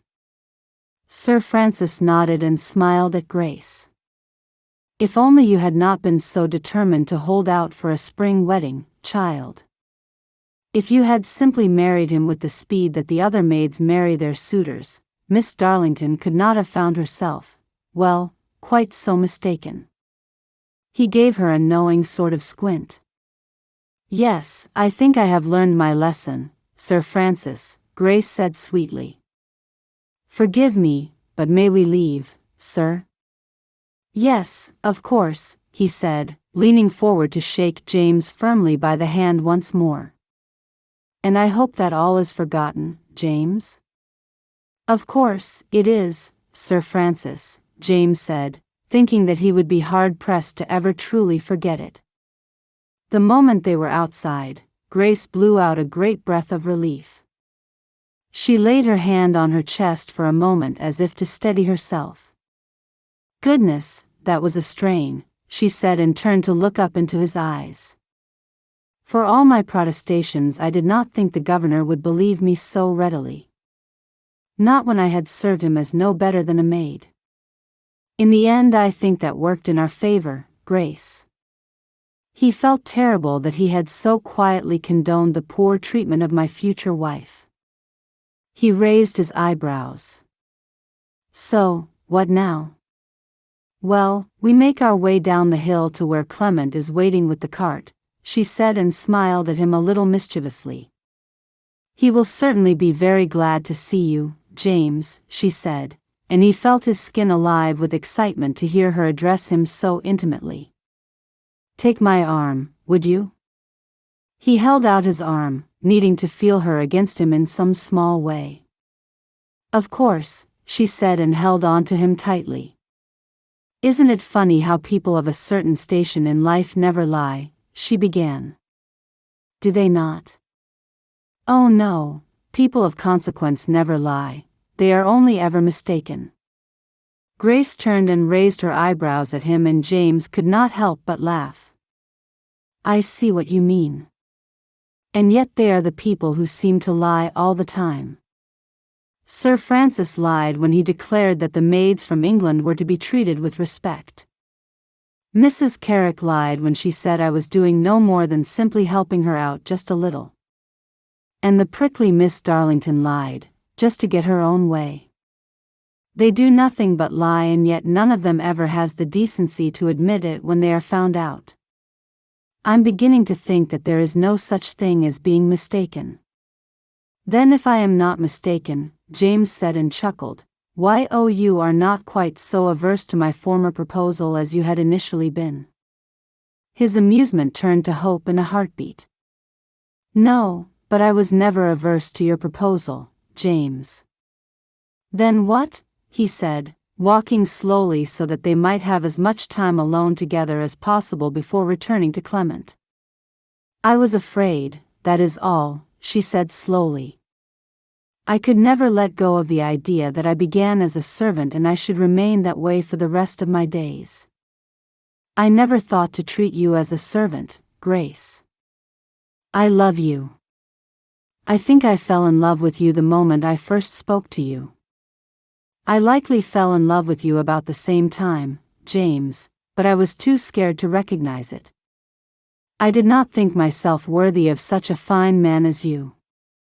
Even when you found me helplessly drunk? I think I knew at the time that it was not a habit of yours. You were too pleasant and friendly for it to be a habit. I know a genuine drunk when I see one. So, you will marry me when the spring comes, will you? I am afraid I'm going to have to marry you a lot sooner than that, James. She leaned against him, her head resting just below his shoulder. Because I have just told Mrs. Carrick off most dreadfully, and she will never allow me another moment under her roof, I'm sure of it. Good for you, James said, providing every bit of pride in her that she was missing in the absence of Anne. If you have no objections, Grace, I will persuade one of the ministers to marry us tomorrow. Yes, I would like that very much. Perhaps you could take me to Mrs. Barak's house for the night? Without and there, I'm sure she will have room for me. I'm sure she will. And I will go to Mr. Carrick myself to collect your things. He will not argue with me, I assure you. As they continued to walk arm in arm, James knew that he had never been so happy since arriving in America. In truth, he had never felt so completely happy in all his life as he did in that moment. With just yards to go before they reached Clement, who, as reliable as ever, sat with his back discreetly to them, he drew Grace to a halt and turned her to face him. Without a word, he pulled her into his arms and kissed her, relieved and grateful, yes, grateful, to find that she returned his kisses with equal passion. Epilogue. I can hardly believe that I am soon to be married, Grace, Jenny said to her with wide and tearful eyes. Did I tell you how wonderfully romantic his proposal was? You did, Jenny, Grace said with a laugh as she held tightly to her friend's hands. 7 times already, I believe. Well, can you blame me for being so excited? I never would have thought this day would come. I thought I would be trapped with the dreadful Mrs. Carrick for the rest of my life. I could not be more pleased for you, Jenny. You deserve to be happy, and so does Clement. Grace shook her head and laughed. Even now I can hardly believe how everything has worked out for the best. I had never considered for a moment that you and Clement were perfect for one another. Neither had I was just so grateful to be released, Jenny said, and broke free for long enough to dab at her eyes. On the very day of her marriage to James, Grace had beseeched him to do everything in his power to have Jenny freed from her indenture. She had no idea how much he'd had to pay to compensate the Carricks for Jenny's passage to America, but however much it was, Grace was certain that it was far too much. They were greedy devils, self-serving people, and they would not have settled for anything less than the very best price. But whatever the price, it was worth it. Jenny had immediately come to Taunton's 100, somewhat dazed and surprised but truly grateful. She had also been determined to buckle down and work as hard as ever she had done, something which had drawn Clement Dukes to her like a moth to a flame. Jenny was a kindred spirit, one who had come from the same beginnings. One who had worked hard every day without fail, and Clement had fallen in love with her easily and instantly. Grace's own wedding had been wonderful, despite the haste. Mrs. Barak had helped her with her dress and hair and had sent word to the Powhatan settlement that in Wallace, as she was still known, must be sent for. To have her beloved and there on her wedding day was the finest gift that Grace could ever have received, and she had sobbed tears of joy for a full 20 minutes before her old friend had managed to calm her down. And now we are both free, Jenny. No longer in service to anyone, Grace said, back in the here and now. And we shan't be parted now that Clement and I are to stay in the lodge. We will be as close as we could ever have hoped to be. Jenny pulled Grace into her arms and held her tightly. Oh, it was a good day when you came to the Carricks' house, Grace Bates. Or Grace Spears, I should say. 3 months and I still forget. Everything has happened so quickly. It's like a wonderful dream. Grace sniffed, holding back her tears of joy. Talking of a wonderful dream, here comes your handsome husband, fresh from the plantation. I will go back inside and let him have you to himself. Jenny squeezed her before releasing her and dashing away, leaving Grace standing alone on the porch. Good afternoon, Mrs. Spears, James said, taking the wooden steps 2 at a time. I see that Jenny is as discreet as ever. He laughed and pulled Grace into his arms. Indeed, she is, Mr. Spears. Grace leaned her face into his chest and breathing in his warmth. Goodness, I have spent the last 10 minutes being embraced by those I love. I hope you don't mind.